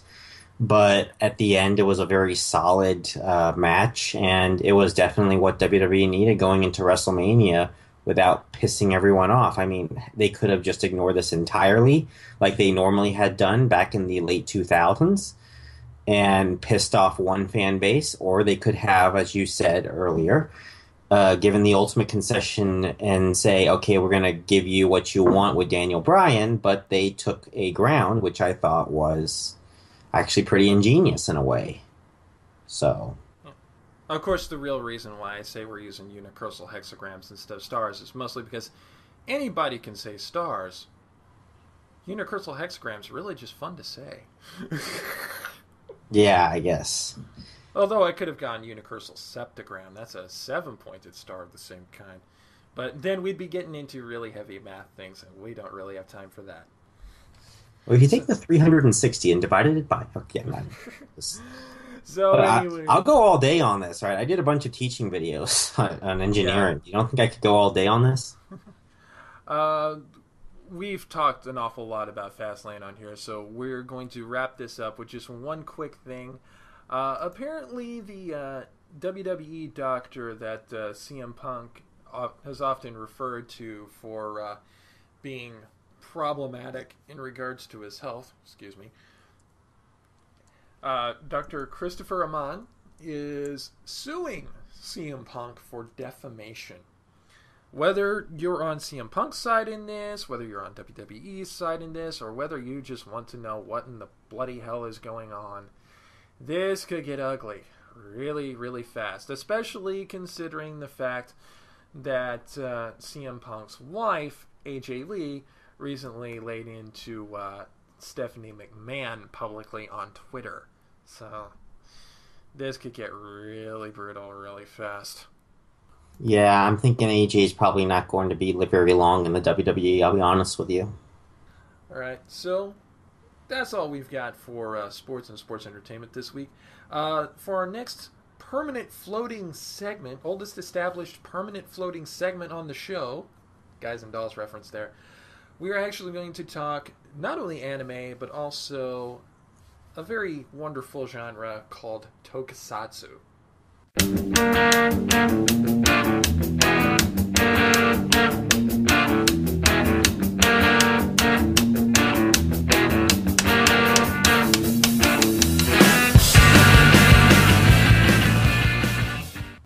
Welcome to the oldest established permanent floating segment on the show, where this week we're devoting our time to talking about anime and a Japanese genre known as tokusatsu. For those of you who do not know what tokusatsu is, it is a genre basically devoted to special effects and fantastical stories. Common examples of tokusatsu would be, say, the Godzilla monster movies or shows like Power Rangers, Super Sentai. There was actually a live action show based on Sailor Moon as well, which is also tokusatsu. Though we're mostly, for as far as Sailor Moon goes, we're going to be talking about the anime. I know we're not the kind of people you would normally expect to be talking about anime, mostly because we are male. But Actually, the actually males make up a humongous. I think the majority of anime fans right now. yeah, but mostly most people when they hear of a guy starting to talk about an anime like Sailor Moon or something of similar nature, like cartoon shows like My Little Pony, they automatically get this little apprehension bug in them. And rightfully so. There are a lot of douchebags out there who hypersexualize things that they should not. But Rule 34. that's not how we roll here. Uh, Sailor Moon, I watch it honestly because I legitimately like the girls as people and as characters. I often like to say that, especially the inner senshi, are people that I would not mind my niece looking up to. My niece says, actually, looking up to. Because they are superheroes, yes, but they're also girls. They have their own unique flaws and quirks and strengths, and they use them, sometimes even weaponize them, to great effect. It's a really great message from that show that they say, you can be awesome and you can be a girl. Those things are not mutually exclusive. I really hate that they. I really hate that the message in society really brings out a much different message to females, and that kind of ticks me off in a way. Yeah, and it all equally ticks me off that there are some people out there who I'm not going to name names, nostalgia critic, who just look at stuff like this as pure fan service. That's not what they're there for. I mean, they're not going to shy away from some things, but they're mainly there focused on certain demographics, like young girls to give them something to look up to. I did not get to watch the original Sailor Moon anime a lot, the original Deke version. I've watched up until about halfway through Sailor Moon R on the original subtitles, and I have not yet seen any of the redubs of the original anime, but I have been keeping up with Sailor Moon Crystal, which I kind of refer to as Sailor Moon's version of Full Metal Alchemist Brotherhood. In fact, some people commonly call it Sailor Moon Sisterhood as a kind of a loving nickname. The reason for Sailor Moon Crystal's existence is that it's basically a back to the manga adaptation of it. Whereas the 90s anime was a lot more comedic and very much steeped in the tropes of 90s anime. This one goes a little more serious. In fact, going back to mentioning my nieces, one of them, like somewhere around like 10, and my youngest niece is 7. I would not recommend to my sister that they watch Crystal. I would recommend that they start with the 90s anime, because there are some things in Crystal that I think they should go through a little more development before they're able to process. Crystal is definitely a lot more serious. I mean, there are comedic moments in it, but it's really focusing more on the more serious ends of it. And Sailor Moon was one of those animes that really, really badly needed some sort of a reboot because it is still a very popular anime to this day, even 20, 25 years after the first episodes came out in America. And now, I mean, yeah, it just really badly needed a reboot, a good paint job, I guess you could say, better graphics and stuff, because it just looks so outdated. yeah. And the new anime, Sailor Moon Crystal, does accomplish that. However, there are some anime errors that throw a lot of people off. In fact, I've noticed a lot of things. There's a lot of noodly appendages. There's a lot of wacky anatomy in some spots. In fact, at one part during the end of the Dark Kingdom arc, the first 13 episodes, there was literally one scene that was one frame on there for about like 5 seconds. And I know some of this is going to be cleaned up and cleared up for the Blu-rays. You know, there's a matter of timing when it comes to the broadcast, which, by the way, not only is it being aired in Japan, but it's also being released every first and third, note that specific wording there, Saturday in each month. You can find it in North America on Neon Alley, on Crunchyroll, on Hulu, which is where I watch it. So there are many legal outlets where, even here in North America, you can watch the subtitled as either as it's being cast in Japan or right after it's being cast in Japan.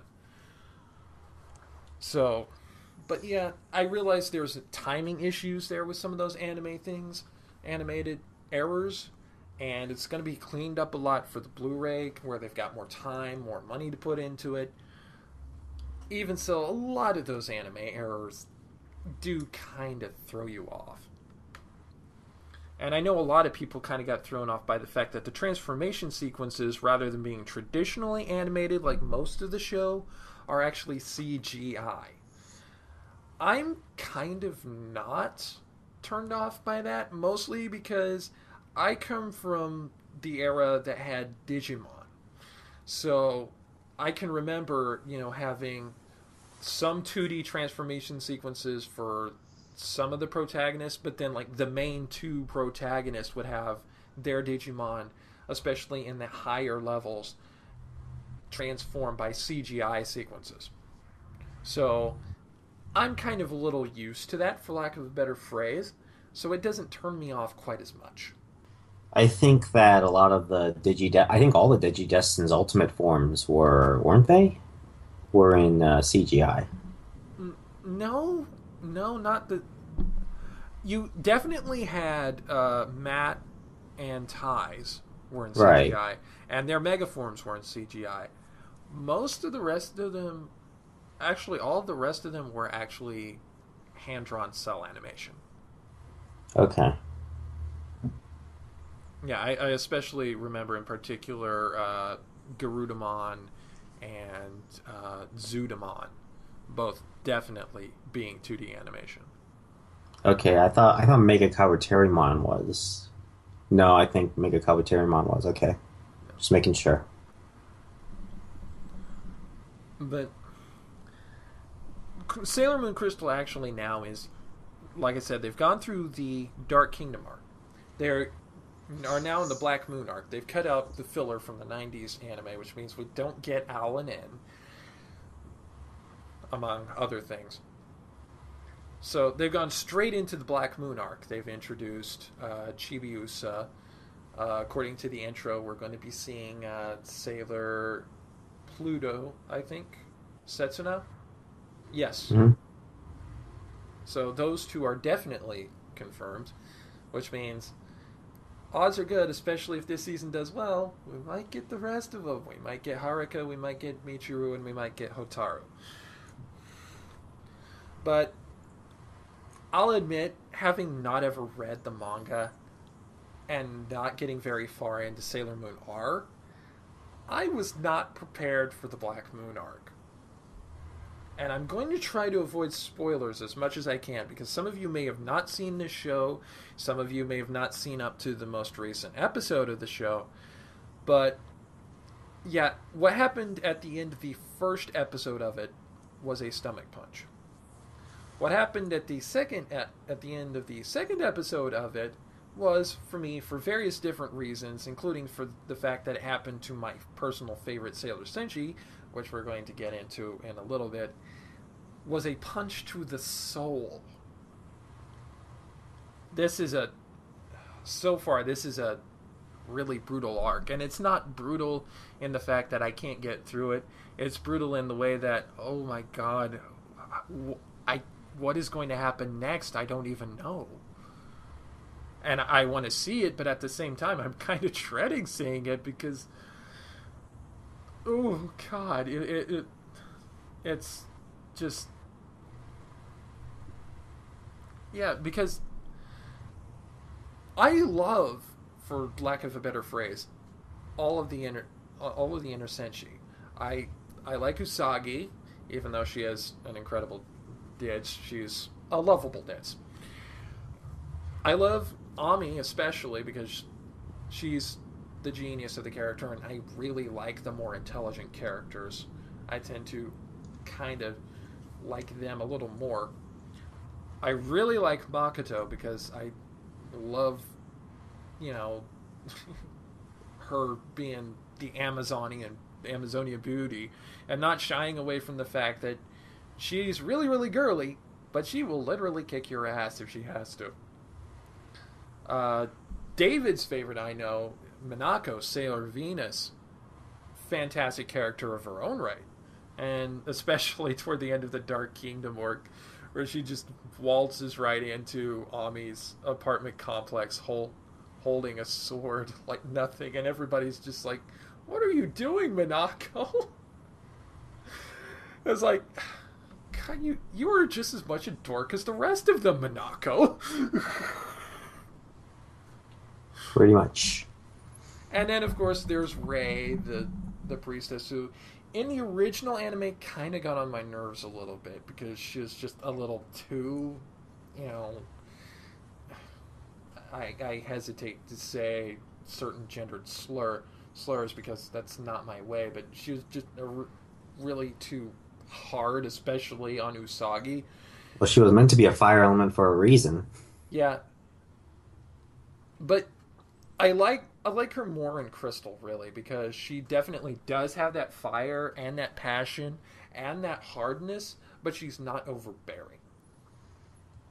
You know, you can tell that she's really serious about what she does and that she cares not just about being a priestess, but also about being a sailor scout.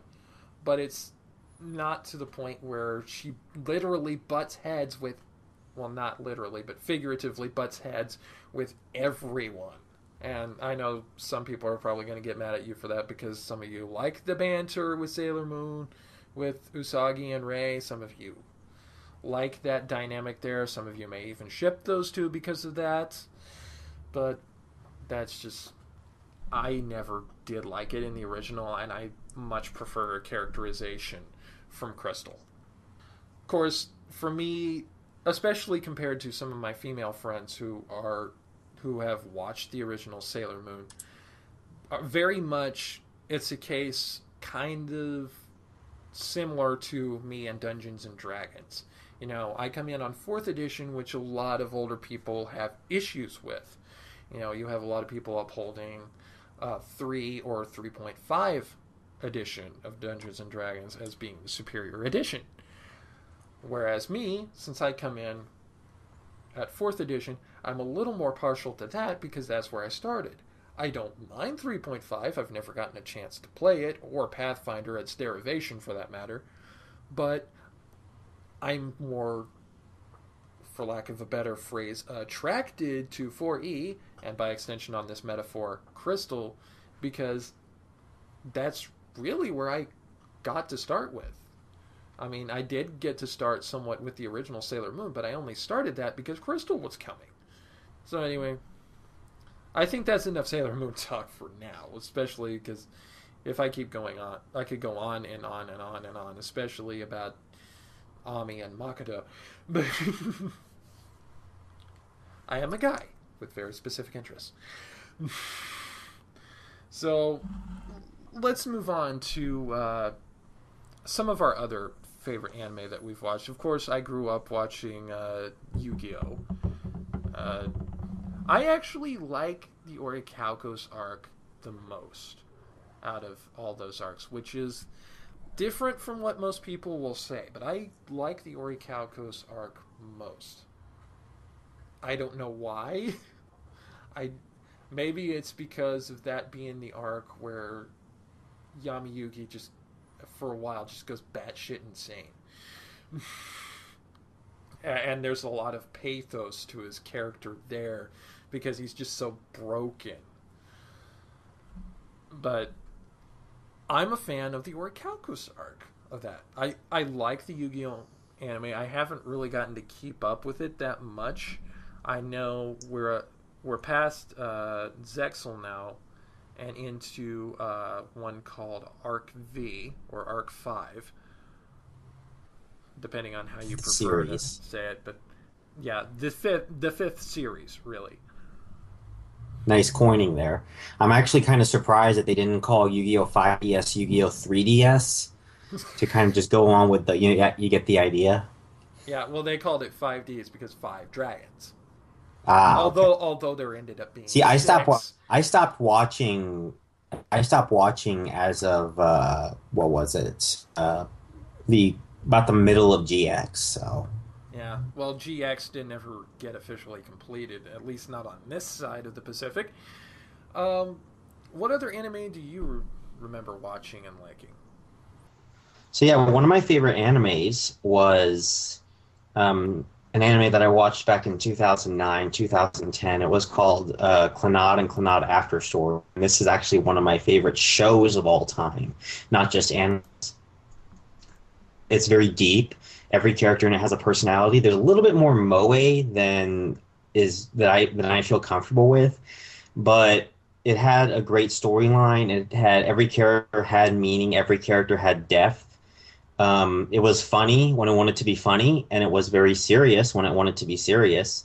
I admit that it was probably one of the few times that I've ever cried in a show when Nagisa. Well, I'm not going to mention. There's a scene in Clannad After Story at about episode 18. I'm not going to spoil it for anyone, but it was the first time and probably only time that I've ever cried in any show. So, and that includes one of Mel Gibson's supposedly crying worthy movies. Not to be said. So, yeah, I would recommend Clannad to anybody, honestly, who is willing to take an animated series seriously. It is a well done anime in every sense of the word, and in my opinion, is as perfect as an anime could be. Along those same lines, a couple of my favorite anime would be, well, first, Orin High School Host Club. Uh, for one thing, its main protagonist is a female who dresses and who deliberately dresses in male clothing because she does not give any kinds of fucks for your gender roles, and she gets coerced into being a part of this club for rich kids who basically just want to give ladies a pretty good time. There's a lot of, for lack of a better phrase, gender bending involved in there, but it's all done very, you know, it's all done very respectfully. You know, her father actually ends up being a transvestite, and while he's a complete and utter goofball, it's not because he's a transvestite, it's because he's a really smothering dad, because her mother died. So, it is full of fun comedy hijinks, but it's a really fun story, and in some ways it's actually kind of touching the way that she meets these people and just develops friendships, and in some cases even a little bit more than friendships with some of the people. My absolute favorite character from Orin Host Club actually is Kiyoya, and one of these days, God willing, I am actually going to cosplay as Kiyoya because he's really the closest character to me with his just his rather dark, serious sensibility and his, well, of course, his glasses. Also, honestly, Kiyoya is one of those few characters who made me realize I was in fact bisexual because, damn, guy's handsome. One of the other shows that is one of my two most favorite anime is Puella Magi Madoka Magica. It's actually a really, really interesting anime for people who are fans of the magical girl genre. It is only 13 episodes long. It's available on Hulu. And it basically takes the magical girl genre and turns it on its head. It gets really, really dark starting at about the third episode in, and just stays that all the way through. I haven't got to see any of the movies attached to it, but I really do enjoy this movie or this anime for what it is. Of course, it being a darker anime may say a lot about my temperament when it comes to such things, especially considering I was rereading some of the stuff that I wrote as a kid, and I guess I had a lot of issues to work out. I still do. For my second anime pick, I'm actually gonna go with a tie between two animes here. The first one is Ah My Goddess, which at the time used to be my favorite anime. It's kind of worn off on me a little bit. I guess I just don't see the characters the way that I used to, and to be perfectly honest, it is kind of a unrealistic anime in many ways. Not that anime itself is can't be, is supposed to be realistic, but still, I mean, for what they were to make it, about slice of life with a little bit of comedy mixed in it, I think Clannad just does it a lot better. And then the other one I'm thinking of is, we were talking about this actually earlier, Dragon Ball. Honestly, look up the original Dragon Ball episodes. If you want a good laugh, they are funny as hell. Absolutely hilarious. And if you want extremely nonsensical hilariousness, Bobo. So I'm hoping that I pronounced this right. Bo. Yes, that one. It is. I I don't know. I call it a guilty pleasure.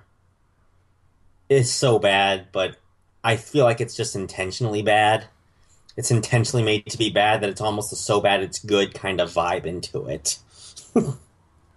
Yeah, I do actually have one more anime recommendation, and there's going to be a common thread with a lot of these that I've been recommending, mostly having a female protagonist that can kick all levels of ass. Uh, Ghost in the Shell Standalone Complex and Standalone Complex Second Gig. Especially Second Gig, which for the longest time, the theme song to that was actually my theme song when I was in e-wrestling way back in the day. I have seen the original Ghost in the Shell movies. I tend to prefer the series more, mostly because I feel like it tells the story of Section 9 in a much more followable and affectionate way. You really can get a better sense of the characters in that way.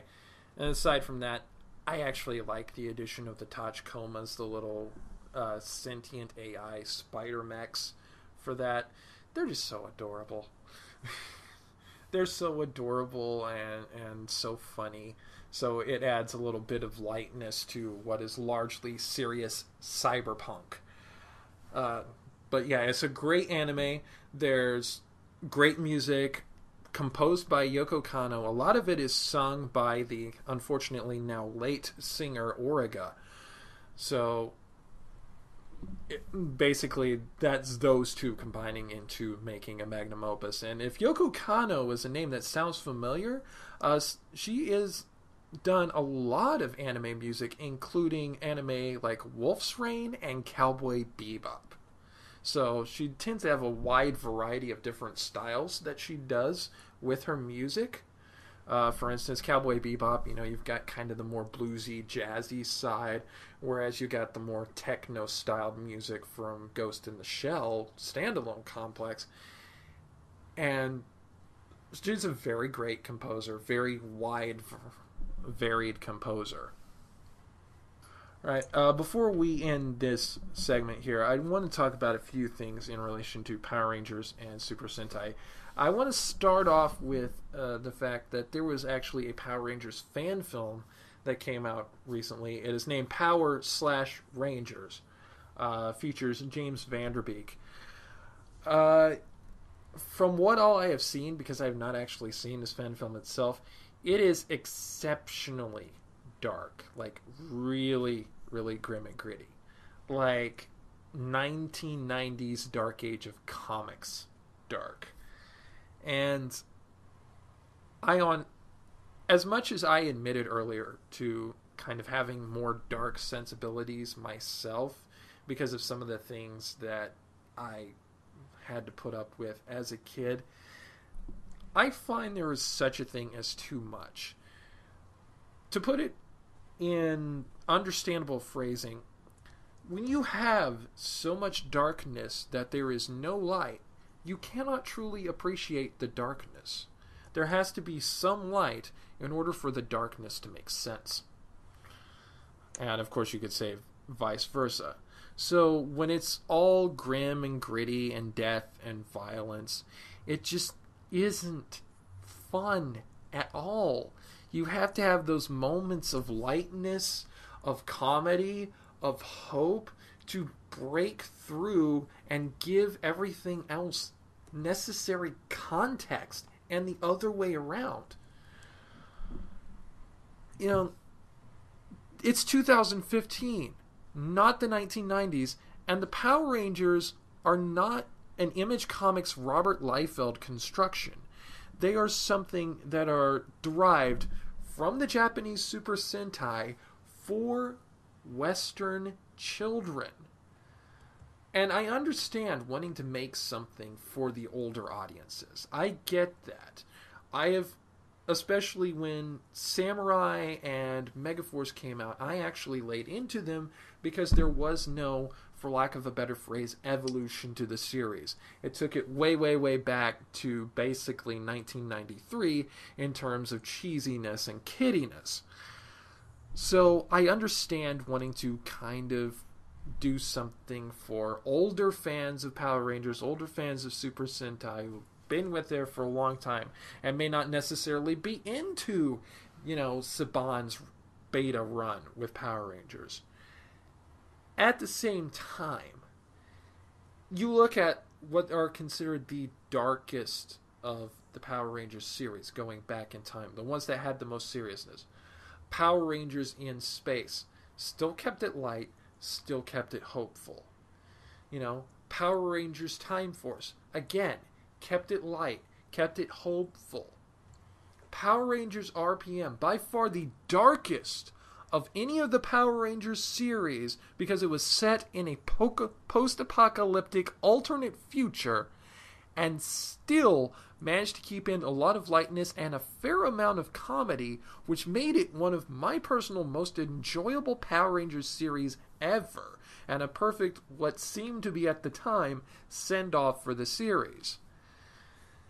And then you have this fan film, which basically takes all of the seriousness of those aforementioned seasons with nothing that made them good. None of the lightness that made the darkness enjoyable. I am not going to watch this film for that precise reason. And they're being taken on by Saban because Saban's really protective of their stuff, at least in this case. Of course, Toei's even worse. But whether or not you think that is right, it's the concept of the film itself that I have questions with. And I know this is a very divisive issue for people who are fans of Power Rangers.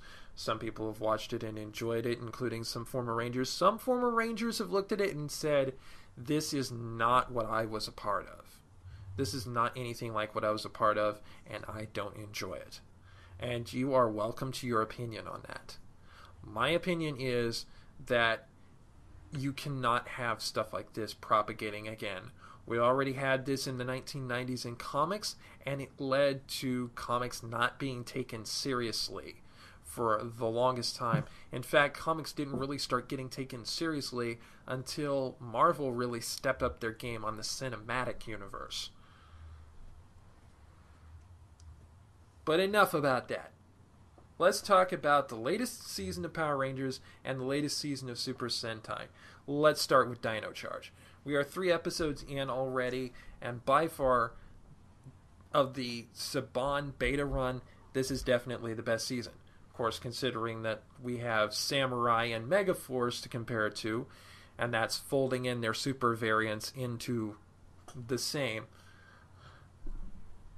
I admit that's not really saying a whole lot, but even so, after Super Megaforce, Jonathan Zacher got the boot.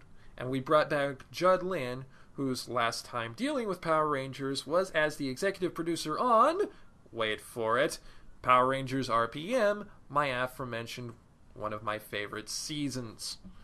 So, looking at the 3 episodes, it's looking really, really good. The main Rangers are likable. The actors actually act. We had a lot of actually original footage, especially in the first episode. The first episode was almost entirely not stock footage, was almost entirely original footage.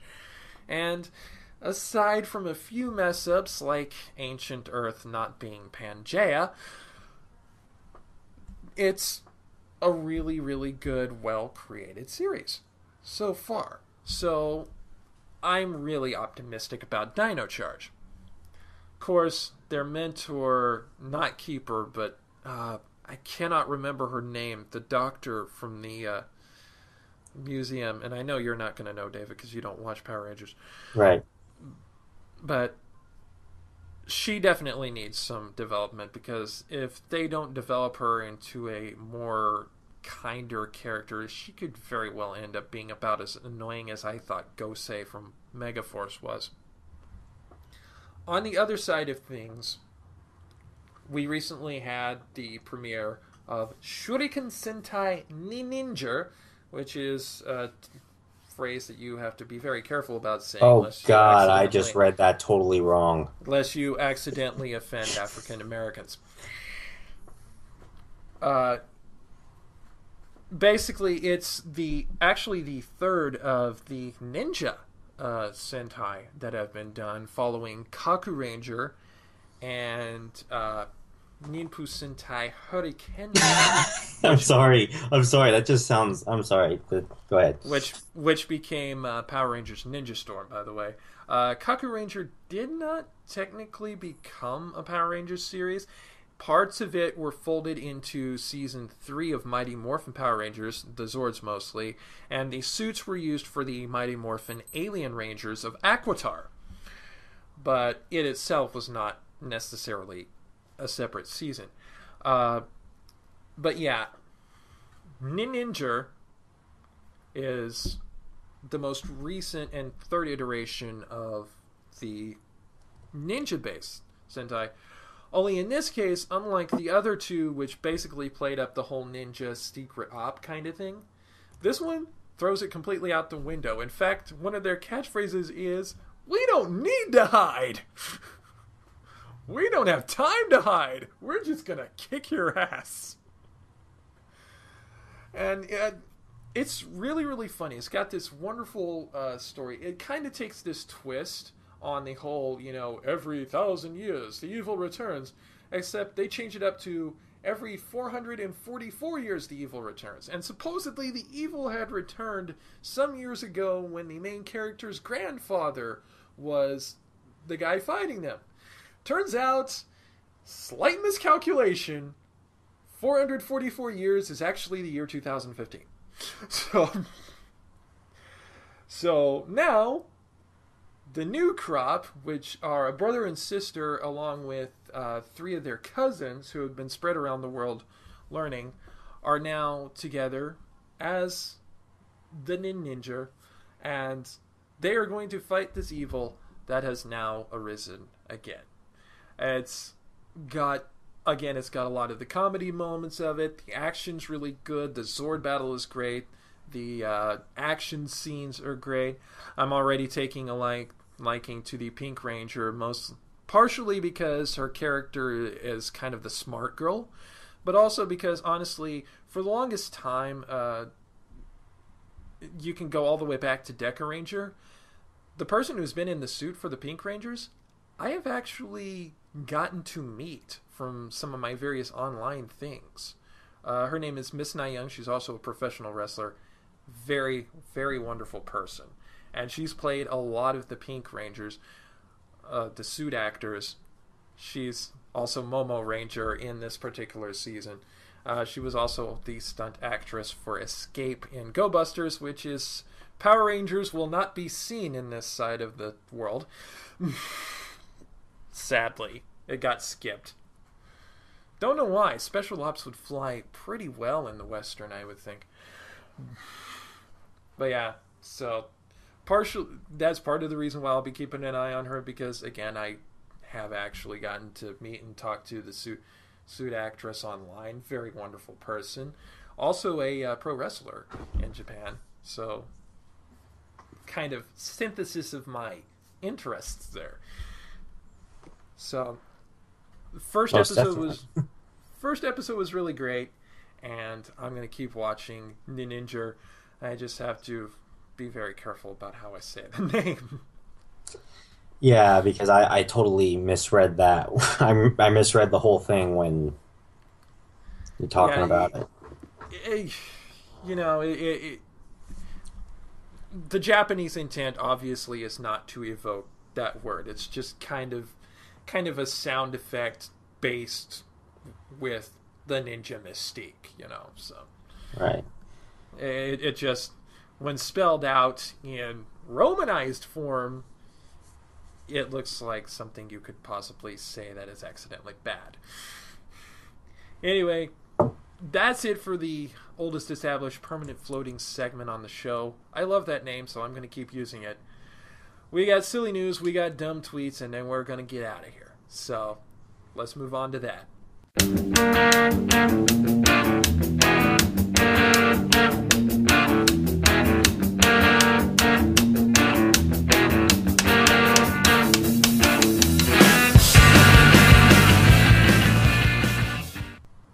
Alright, let's close this show up with some silly news, shall we, David? Alrighty. We're going to start off here with something from MSN. I just saw this just pop up and I thought to myself, oh yeah, this has got to go into dumb news. Sex assault charges tied to 50 Shades of Grey movie. A University of Illinois at Chicago student leader was charged with sexually assaulting a 19-year-old female student in what Cook County prosecutors said Monday was part of a reenactment of scenes from the film 50 Shades of Grey. Freshman Mohammed Hossein, 19, who his attorney said was studying bionuclear engineering, appeared shocked after a Cook County judge set his bail at $500,000, walking back to the lockup with his mouth wide open. The judge was taken aback after Hosseini's lawyer, Assistant Cook County Public Defender Sandra Benowitz, said Hosseini had been involved with several UIC leadership programs, was a student ambassador to the Alumni Association, and was on the triathlon team. Well, when asked, Sandra, how can someone involved in all that let a movie persuade him to do something like this? She replies, he would say that it was consensual. The two had previously been intimate but were not dating. Okay. I'm gonna go one more Okay. paragraph forward by saying once inside his dorm, Hossein allegedly asked the woman to remove her clothing, and she did, keeping on her bra and underwear. He then bound her hands above her head into a bed with a belt, used another belt to bind her legs, stuffed a necktie into her mouth, and then started striking the woman with a belt. After hitting her several times, the woman told Hossein he was hurting her, told him to stop, and began shaking her head and crying. He did not listen and continued striking her, including his fists, according to an arrest report. And yeah, you can pretty much tell it was not very pretty from there. I actually have friends who are, to certain degrees, into the BDSM scene. It is widely known that 50 Shades of Grey is the worst depiction of BDSM to go mainstream. So, the fact that this happened actually does not surprise me. In fact, I kind of expected something like this was going to happen. Because when something goes mainstream, that takes something that can be safely and sanely done, given bounds of consent and constraints and allowances and good communication to know what's across the line and what's pleasurable. When something takes something like that and just goes completely off the rails and becomes popular, you are going to get dumb shits like this. And literally the only reason that he is a dumb shit is because, as he said himself, according to the story, he and the woman were reacting scenes from 50 Shades of Grey. This movie and the book series, from whence it comes, is so impressionable that it has taught people that it is okay to be completely and utterly physically and emotionally abusive to people because it's sexy. This is not a criticism on my part of BDSM to get at on the whole, not by any means.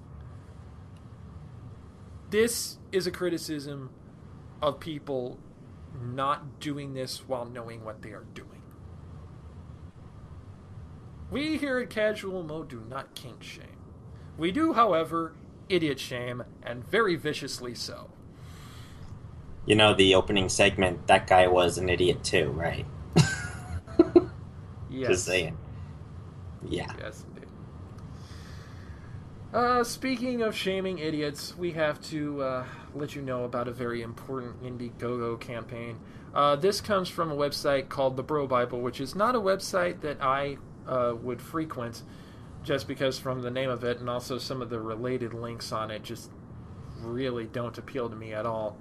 Apparently, there's an Indiegogo campaign for an app called Fartners, which is a social network, a quote, social network for your ass. Keep going. Keep going. It is a social network that connects people through farts. It is basically very similar to Twitter, where you can follow and be followed by friends and celebrities. Only instead of sharing whatever comes out of your brain, in like other social networks, you share whatever gas comes out of your ass. I gotta follow that. I gotta find this. Seriously. And not only do you share audio recordings of your farts, they actually get rankings. There are actually numerical ratings of your farts. Okay, that's it. Let's play. We're doing a let's play. I'm just kidding. Just kidding. You know, I'm all for Indiegogo and Kickstarter and Patreon, things like that. I'm all for supporting creative endeavors. There are some creative endeavors that do not deserve any kind of support whatsoever. And the sad thing is, I have a feeling this is going to get fully funded with stretch goals. Actually, let me be serious here for a second and try to explain. Back when we had, back when the internet was first around in the 90s, people had whole websites that they could dedicate to talk about themselves and talk about things. I had a webpage when I was 10, 11 years old, way back in GeoCities, way back in the late 90s. We then evolved, if you could say, into MySpace and later Facebook, where people made pages of themselves that the pages were already ready-made for them by MySpace and Facebook, where they would talk about what's on their mind, you know, their status. At least there was no limit to the amount of characters that were there. Twitter evolved out of that and limited that to 140 characters. And I told you, Jeremy, that one day they are going to make a social app where it is just bodily functions. Like, so people get so lazy that they will have bodily functions, and here we are. This is the future, ladies and gentlemen. I thought it was going to be grunts, but hey, farts is a close second. You know, Back to the Future predicted that in 2015 we would have self-lacing shoes, hoverboards, and flying cars. Well, they also predicted the Chicago Cubs was going to win the World Series, so... Yeah. Here we are in the actual real world 2015, and we have a social media app for your flatus. Well, yeah, you know, at least the Cubs are looking good this season. Just saying. Well, it is well known that I am not one for toilet humor and for fart jokes and everything. In fact, one of my most hated inventions of all time is the whoopee cushion, and really even more hated than that, if you can imagine that, is the whoopee cushion that is self-reinflating. Because then that means people can play with that over and over and over and over and over again in the toy department, never putting it up, never stopping, making friggin' fart noises. Well, let's move on before I have an aneurysm. Alrighty. Via the Huffington Post, this one comes from London, UK. Serious house fire blamed on Nutella jar. London's firefighters say sun rays refracted by a Nutella jar likely caused a house fire. The city's fire brigade says investigators believe the glass jar, which had been emptied of the hazelnut spread, had been placed on a windowsill and refracted sunlight, setting blinds alight. According to a statement posted Tuesday by the brigade, the family was not at home, but the blaze killed a dog. Fire investigator Charlie Pugsley said, "It sounds far-fetched that a jar containing a few rubber bands caused a severe house fire, but that's exactly what happened." Wow. Science, people. You know, Wow. Some people use glasses, to refract sunlight to burn ants. These people apparently inadvertently used lenses to refract sunlight to burn their house. And their little dog, too. Science will fuck you up, man. This is why I always close my blinds, honestly. Also, being someone who grew up with the Addams Family being a big thing, I just find it funny that the last name of the fire investigator is Pugsley. Oh, that works too. Yeah. I wonder if he's got a sister named Wednesday. Oh. All right. Anyway, that's the silly news for the week. Now, let's make fun of the worst of Twitter, shall we? David, take it away. I will. And the first one comes from, I don't have a name for it. Like I said, I like to keep most of the people anonymous to protect the ignorant. For those of you that do not know, that is an America's Dumbest Criminals reference. That is actually probably the one show that I would put above Clannad, actually. um, this first tweet I got, I'll just go right at it. My sister's pregnant. I can't wait to find out if I'm going to be an auntie or an uncle. That joke is old. The answer is to kill the dog on Sunday. Sorry. Now, I mentioned in the first show that whether or not you're a young Earth creationist, an old Earth creationist, or a theistic evolutionist, if for those of you who are not into politics or religion, don't worry what I'm talking about. We can all agree that the absolute dumbest belief out there is twit Earth creationism, and we have another Twitter, I would call Twit Earther here, asking, and y'all do know that black people originally came from Egypt, not Africa, right? To which one person responds, and what continent is Egypt in?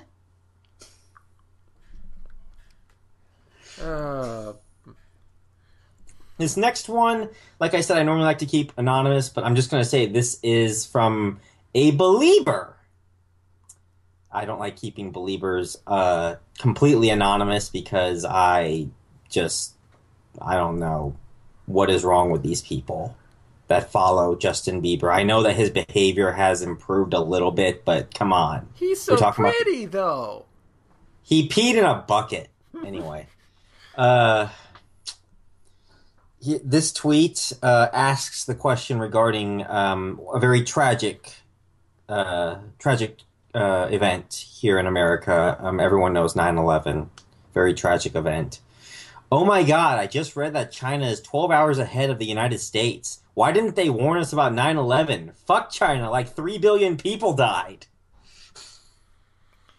Okay, putting aside the fact that your math on the actual death toll is insanely off, considering, what was it, 3 billion, they said, or 3 million? If 3 billion. Yeah, 3 billion. That's 1/7. That's 3/7 of the population of Earth.